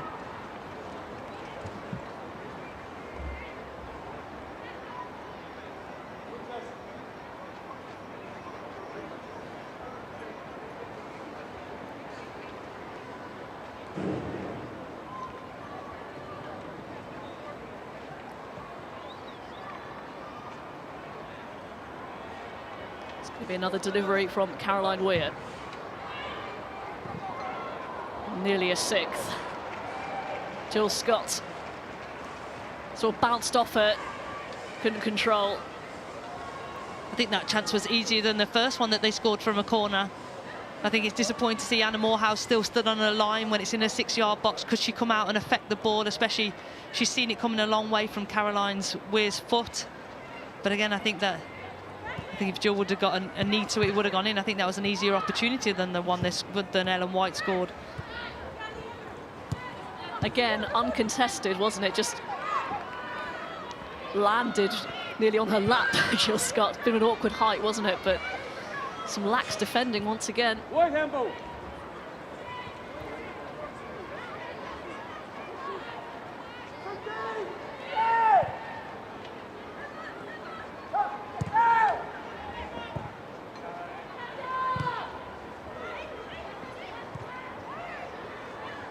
Kiernan's given it straight to Ellen White. But Stanway trying to stay onside. In the end, the intended pass is intercepted. Here's Alicia Lehman, allowed to come forward. Space here for Darley. Longhurst.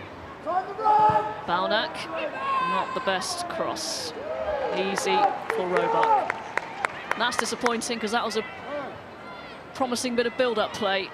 Yeah, I think that's the first time we've saw Alicia Lehman pick up the ball and drive at the heart of Man City's team, at the heart of the defence. And you don't, as a defender, you don't know what to do. You naturally have to back off because you haven't got time to put pressure on the ball. But she causes problems when she runs with the ball. So you need to keep feeding her, get her into the game more. Sub, please, sub.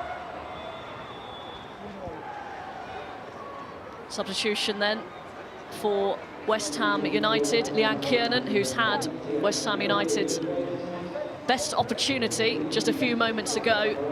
And it's time for an even younger player to come on, Jacinta Gallo-Badaracci.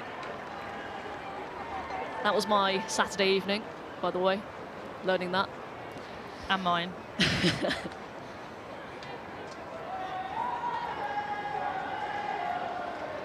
18 years old, another one that has boundless potential for West Ham United. That's right, and when you're coming into a game, when you're 5-0 down, you're just looking to inject some spark, some creativity into your team, and so there's not a lot of responsibility, but you have to impact this game, and you have to try and get your team up the pitch. So it was really interesting to see what she brings to this game. Another player for West Ham United to worry about. Paulina Bremer is about to come on. Manchester United's top scorer, sorry, Manchester City's top scorer, I should say. 8 in all competitions. Jill Scott is getting a very well-earned rest. So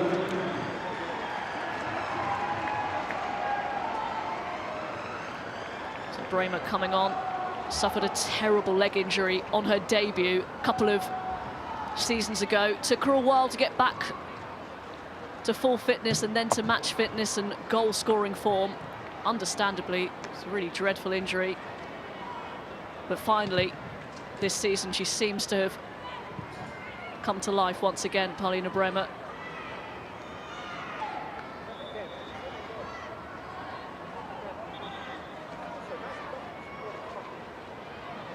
Stanway pulled up for a foul.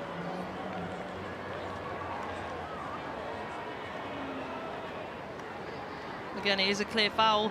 You can't be doing that. You even need to time your tackle well, and I think that's part and parcel of Georgia Stanway's game. You wouldn't want to take that out of her game, but she does need to be careful because picking up unnecessary yellow cards or repetitive fouling could cost her and her team dearly.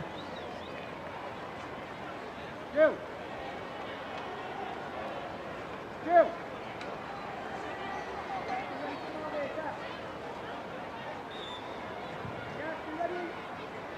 Yes, not a stranger to a yellow card, Georgia Stanway. She's going to have to be careful here. And she'll want to stay on the pitch. She won't want to be subbed off. She'll want to try and at least attempt to get that hat-trick.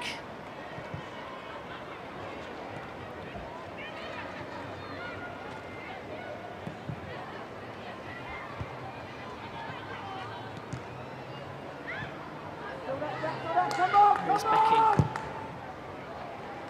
Great crossfield ball. Perfect. Here's Lauren Hemp. But overhit. Whenever you're ready.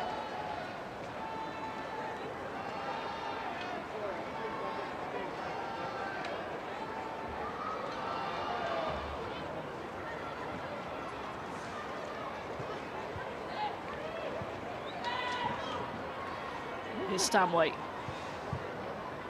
Hemp. Now Weir. Willart. Ellen White.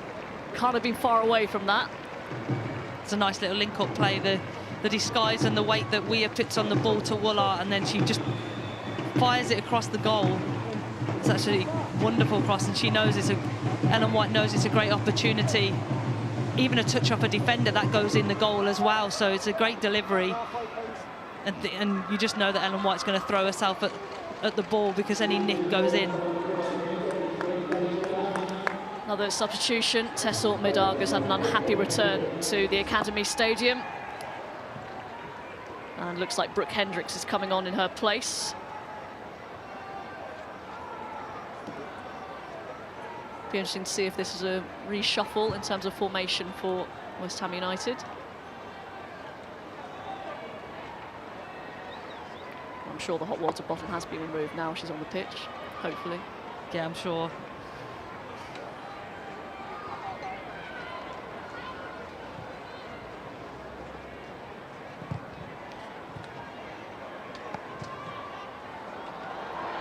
White, first touch. Too close to Julie Flaherty.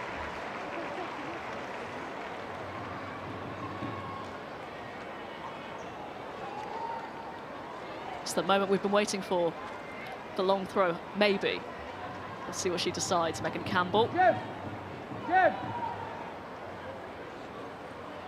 Sure, she'll give the crowd what they want. Test. Second Here ball, it comes, second Megan ball. Campbell.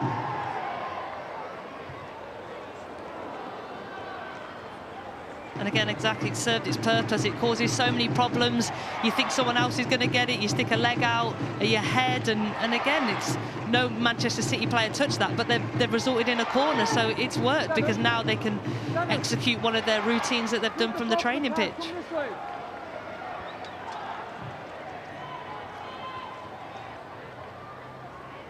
Here's Willart. Weir. Particular one breaks down.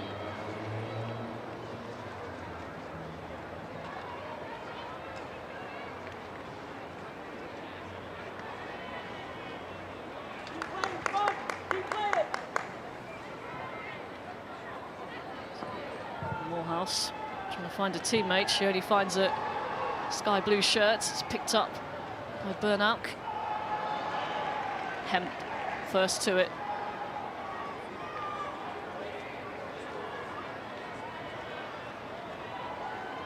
Weir. Stanway's lost it.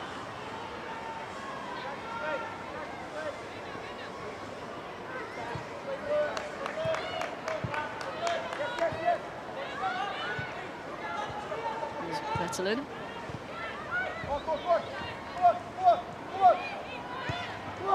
Great work, you three, well done. Get up! Janine Becky's had a really good game at right back, hasn't she? But you just wonder if that is a long-term option for them, especially against perhaps these sides that are a little bit more progressive, especially down the wings. That might be a bit too risky, perhaps. Yeah, she's certainly had a fantastic game. The assists and the danger that she's caused on that right-hand side and allowed to free up Tessa Vullart. And certainly in possession, she's produced, and it's almost as if Man City are playing three at the back because she's that high and she's joining the attack so much. Here is Hemp. Another mazy run. And a good block by Hendricks. It's in by Ellen White. And it's going to be another corner kick, the faintest of touches from the West Ham United defender Vettelin.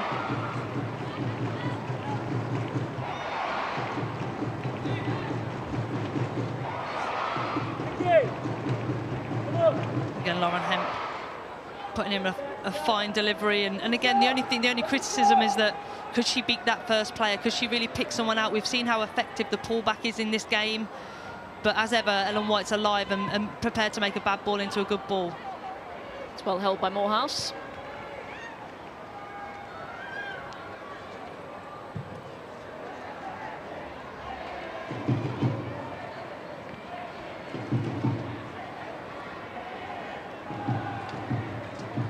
The 2 o'clock games underway. Reading against Bristol City at the Madejski, and Chelsea against Manchester United at Kingsmeadow. Highlights from all of those games and the best analysis from Heather O'Reilly on the Women's Football Show tonight to BBC 4 at 7 o'clock. Another corner kick.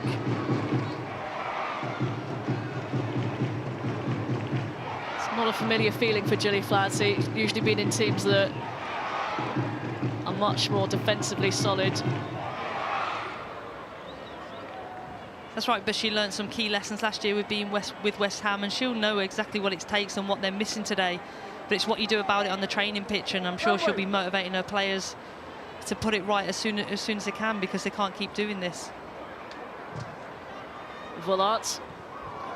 Goalkeeper didn't get too much on that. Horton helps it back to Becky. Here is Steph Horton once again. Delivers the cross. And that's well defended by West Ham United. Leon brings it away. She's caught. And the referee waves play on. Or was that Georgia Stanway who committed that foul? I think it was. If that's the case, then I can interpret what I think Matt Beard is saying there. Already on a yellow card. She's walking a tightrope. Ellen White offside. Hey! Come on!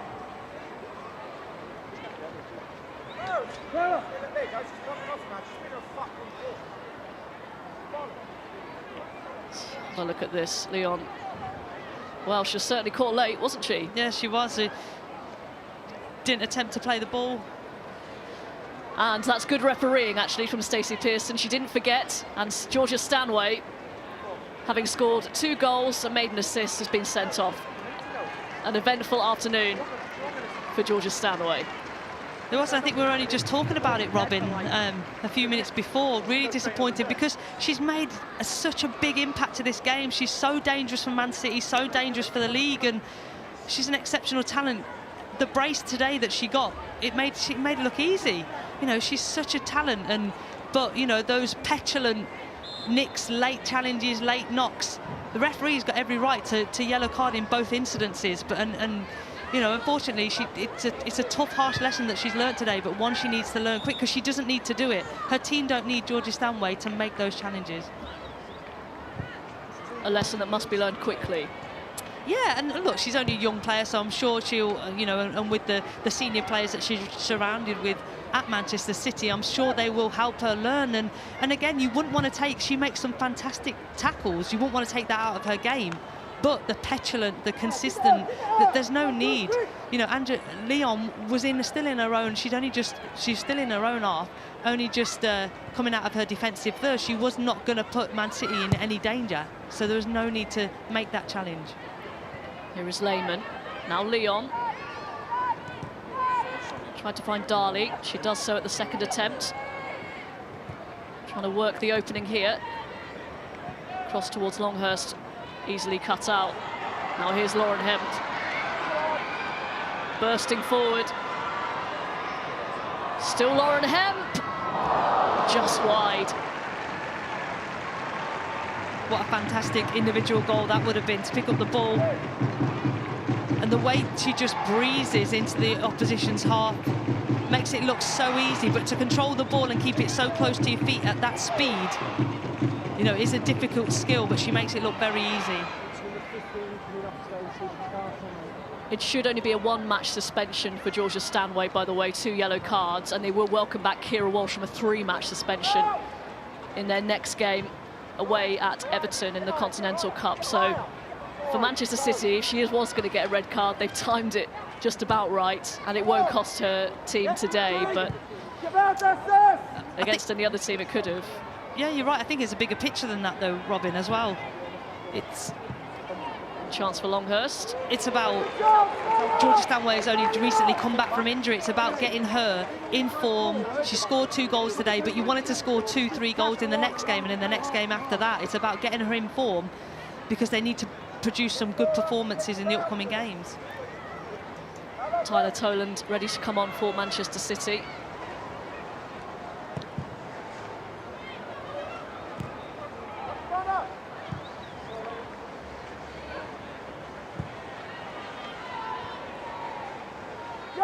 Guys, you can go higher!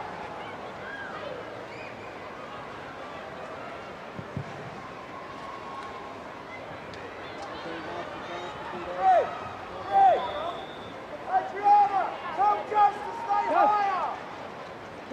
For the young player, Republic of Ireland international Lauren Hemp is off. She's had another very good game for Manchester City. Has her first goal of the season. Tyler Toland, 18 years old, coming on for her Women's Super League debut for Manchester City, signed in the summer. She's played in the Continental Cup. There you go, that's the one there.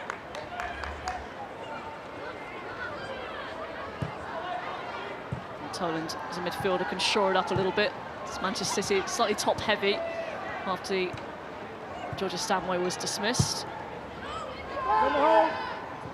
Pete, Ellen, you might have to give these a bit of help with the full-back. Ollie. Might have to give the midfield a bit of help with the full-back. Run the running. Off and off the running. A lot of people have been saying how difficult it is to get a red card in the Women's Super League, and Manchester City have got 2 in the space of a few weeks now. Yeah, it's uncharacteristic for them. I can't remember previously to those 2. I can't remember the last person that got a red card for Man City. Well, the bounce has evaded Brooke Hendricks, and Bramer is through here. Good save. Morehouse. She's made a couple of good stops with her feet, hasn't she? Yeah, she had. I think that one was quite routine for her. You'd expect your keeper to stand up in those situations and make that save. But again, it's a mistimed header from Brooke Hendricks that Bremer's straight onto, and it was probably on a non-preferred foot, that left side. But a routine save for Morehouse in the end.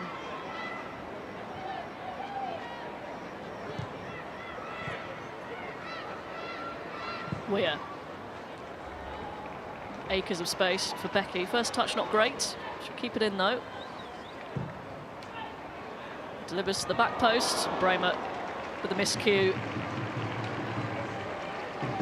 As the game's gone on, I think Caroline Weir has got even more time. She's that type of player that creates time for herself on the ball anyway, but I think as the game's gone on, the game's got stretched.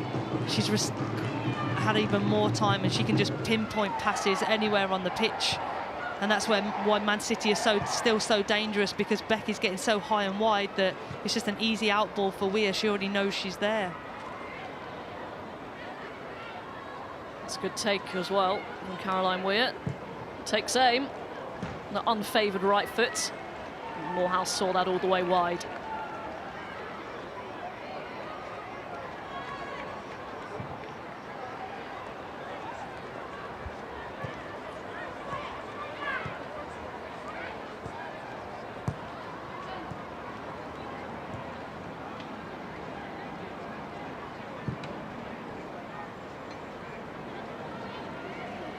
So next up for West Ham, at home to Lewis in the Continental Cup, and then hosting Reading at Rush Green in the Women's Super League. That has become a very big game because Matt Beard will be demanding a response after this. And rightly so. I think he'll be looking for, hopefully he'll get some of his players back, like he said in his interview. But again, it's about motivation, pride, proving to themselves that they can produce these performances, not just on a one-off, but they can produce them and bounce back. It's about bouncing back in the league and stamping their authority again, because they have some very exceptional, talented players. A lot of investment in the team. Haven't delivered today. But Manchester City have been pretty outstanding from front to back.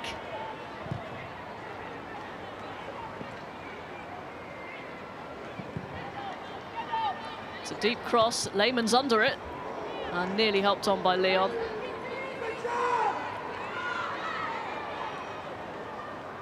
It's a pinpoint cross, wasn't it? It really was. It was got a head up early. She has got fine delivery. And again, I think they realised what a good chance that was.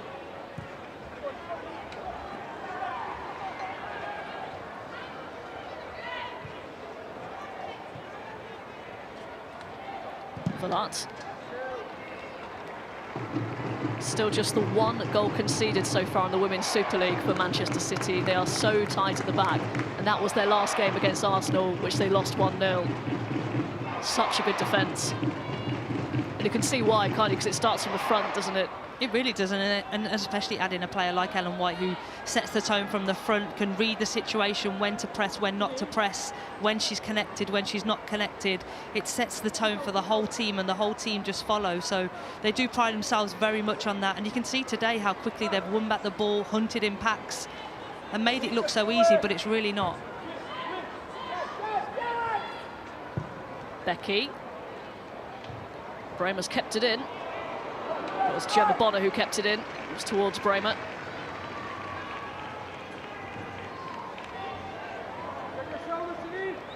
Here is Longhurst.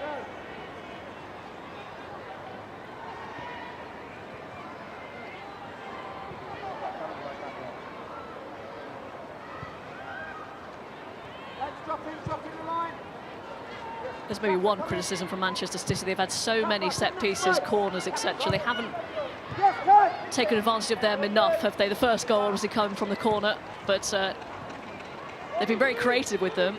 They haven't quite found the finishing touch. Here is Volat. Helps it through to Ellen White. Save. I think the flag was probably up as well. Yes, she was offside. I think those would be the two criticisms, Robin. I think, like you say, the amount of corners and free kicks that they've had and not punished West Ham even more, because they've certainly got the physical players to attack it and the set piece specialists. And also the second thing is maybe being caught offside too much. I think maybe Bullard tried to be too precise when she could have had the shot herself. But again, they'd certainly be pleased with their final third entries. You know, they've totally dictated the game from start to this 80th minute so far. The amount of shots, corners they've had, final third entries, you know, it's all big ticks in the box for them. And after their midweek Continental Cup fixture at Everton, they have two very winnable fixtures against Bristol City and against Liverpool. It's fixtures that they'll expect to win and win comfortably. So we're putting the pressure on City, on Arsenal and Chelsea. Here's Darley.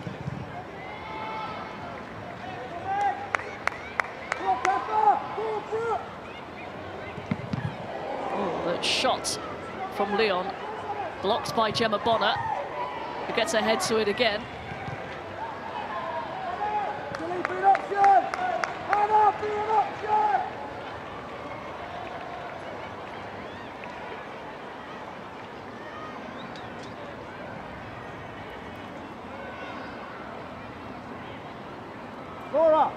Laura, just slam her in there for the seconds.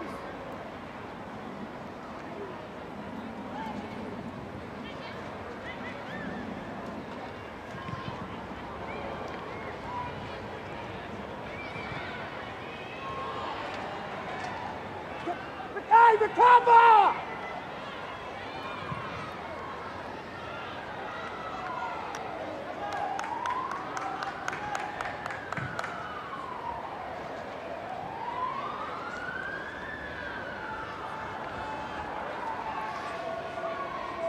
So this was the incident that led to Georgia Stanway being dismissed.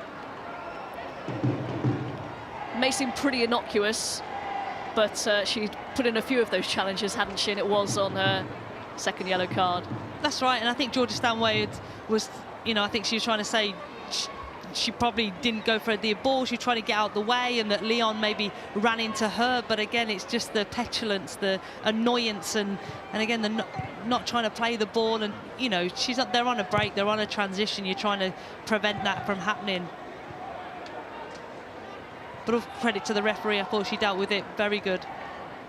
Well, we've seen that so many times, haven't we, at every level of the game, where referees, when they play the advantage, then they completely forget. So that's well played by Stacey Pearson.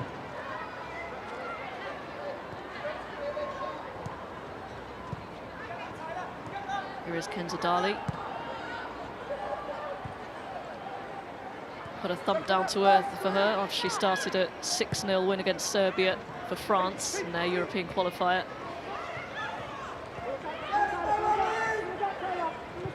Dali, it's a good ball. Lehman. Too close to Ellie Roebuck, didn't get the connection should have wanted. No, I think that's a glimpse of what West Ham have got, though. Kenza Dali is so creative. You know, she's the version of West Ham's version of your Caroline Weir and your Bullard. So creative, can thread those balls through, but we just haven't seen it nowhere near enough. She hasn't gotten the ball enough today. Leon turning into traffic.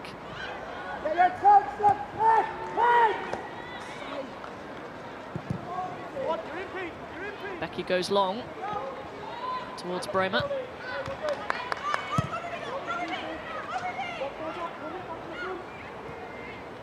That's nicely played by Lehman.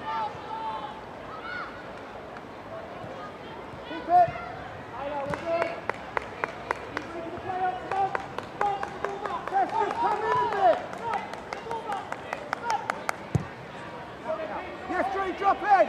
Joe's Alicia across! Longhurst. Here's Kavama's cross, it's missed. Could be a shooting opportunity here for Dali. Touch just let her down. Here comes Ellen White. Lovely ball over to Paulina Bremer. Karen was a sub against England for Germany at Wembley. Bremer going for goal. It might fall here for Tessa Villa. That should have been 6. Again, although Manchester City are the team without one less player, I think they look the most dangerous to score. I think a nice ball into space. Pauline Bremer does so well to face at the defender. Doesn't know whether she's going to go inside, outside. Ricochets to Vullard. And again, it's an easy chance that it could easily be 6 or 7 in this game with the amount of chances that Man City have created.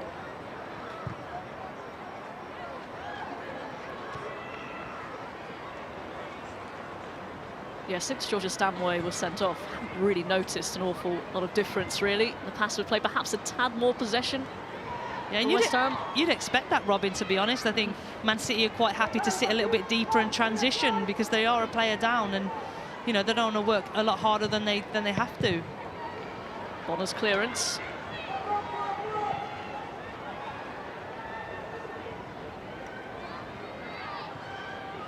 You know, Man City are probably thinking, how much control can we have in the game? Or yes, we are 5-0 up, we have a player sent off, but can we still keep our rhythm? Can we still keep ultra control and still be a threat in this game? Flaherty too physical for Ellen White. It's going to be a free kick to Manchester City.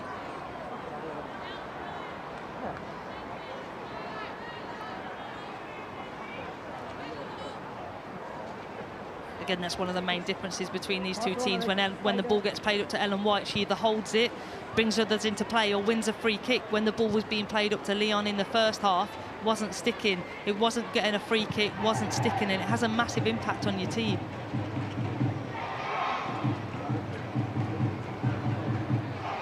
There's Brooke Hendricks.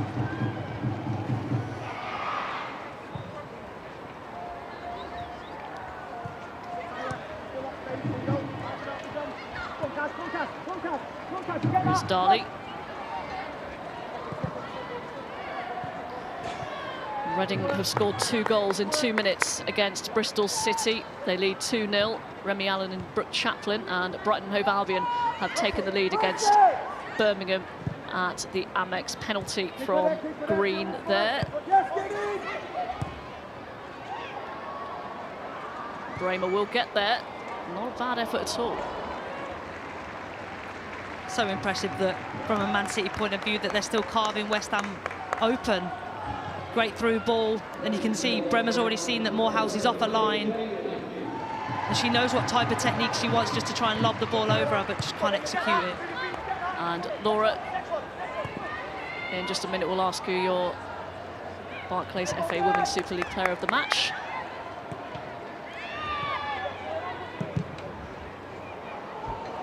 It's not a great ball across goal, picked up by Longhurst.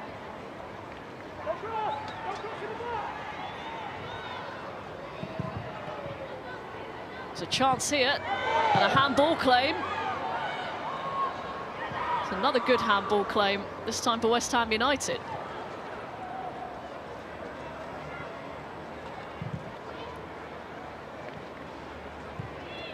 Had one of those in the first half for Manchester City. The referee hasn't given either of them. Here's Gara Balarachi. Now Lehman.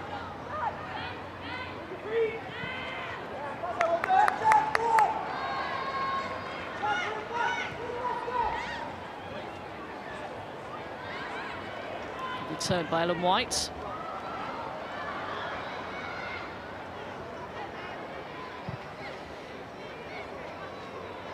So, Laura, your player of the match this afternoon. Quite a few candidates. Who have you chosen? Yeah, quite a few candidates, especially from Man City, obviously. But I think Tessa Bullard, Caroline Weir have been so impressive. But for me, I think Janine Becky is my player of the match. I think her purely in possession, she's been so frightening. I think she's allowed Tessa Bullard more freedom. She's been so tenacious. And we even see her just a minute ago joining in the attack.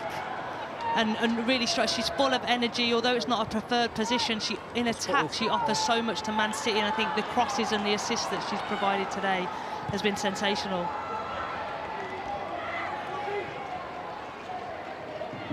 Three minutes of time added on. Georgia Stanway was a candidate as well, but thankfully she was sent off this time before we named the player of the match, unlike a few weeks ago when it was simultaneously for Lauren James of Manchester United. Here is Kvamme. She's putting some good balls from the right-hand side. It's too easily taken down by Caroline Weir. No one challenging. Villart. Lovely run.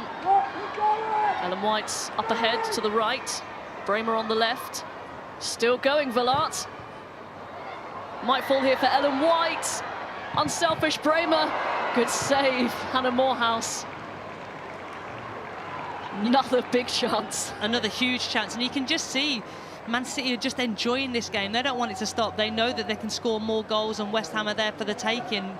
Tessa Bullard, a great counter-attack, and I think she's been so unselfish, giving it to Ellen White. Ellen White hasn't set her feet properly, doesn't know the ball's coming, and again just passes it on to the next teammate who's queuing up, who's made that 70-yard sprint to get into the box. You know, it's still so impressive that they're countering with that pace, with that many numbers.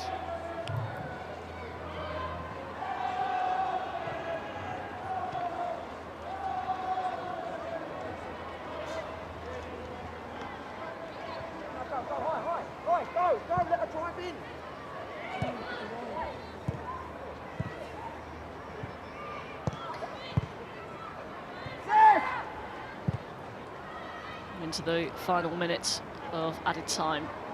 Flick by Leon. Kvamme. Leon. It's cut out easily.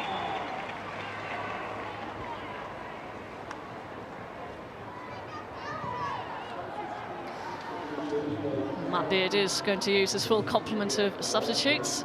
It's the 16-year-old Polish youth international Victoria Kiskis. It's coming on for the final few seconds here for Adriana Leon. And this is a WSL debut, incidentally, Kiskis, but not the circumstances in which she'd like to enter the field, I'm sure. Here is Gala Badarachi.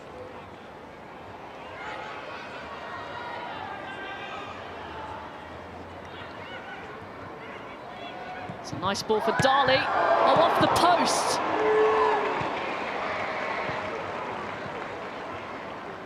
With her first touch, so nearly getting her first goal in her WSL debut, Kiss Kiss. What a great impact, what a great headline that would have been for her personally. But again, just in the last couple of minutes, better signs for West Ham, closer together, moving the ball quicker. Longhurst, here is Gala Badarachi.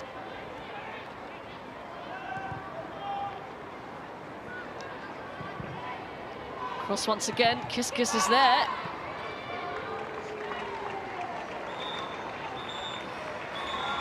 And that is the full-time whistle. It's so nearly such a memorable debut for the Poland Youth International. Again, it's a nice link-up play by Dali. And all credit to Kiss Kiss. The chance opens up and she just strikes through the ball. Ellie Roebuck does enough to cover it, but you know, she's thankful that the post is there. But all credit to that girl. Hopefully she's given Matt Baird a little something to think about next game.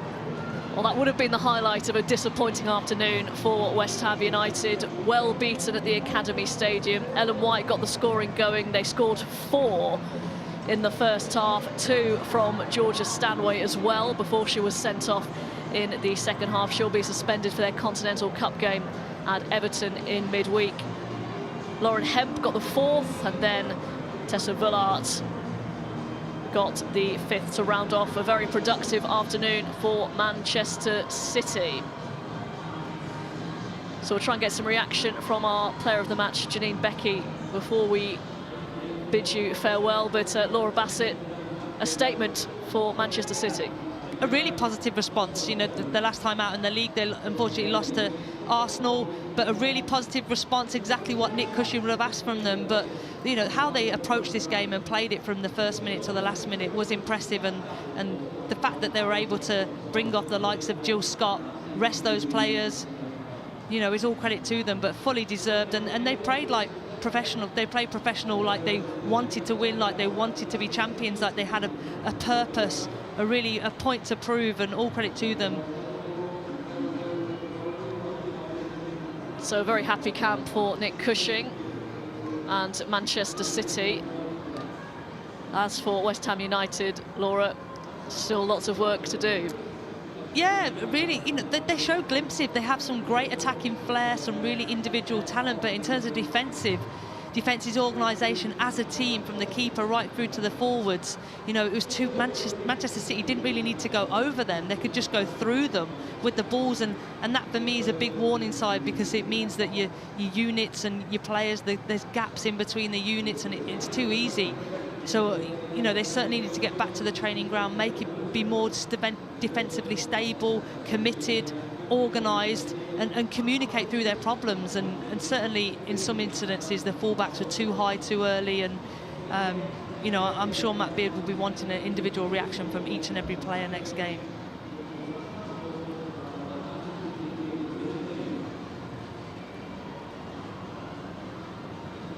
So the post-mortem on a very good day for Manchester City begins.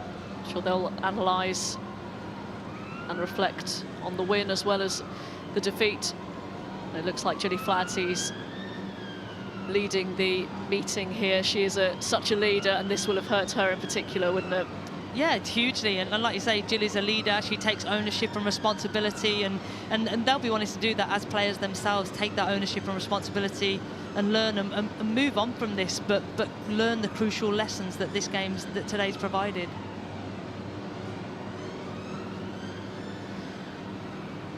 And so, final score at the Academy Stadium, a very impressive win for Manchester City. They have beaten West Ham United by 5-0.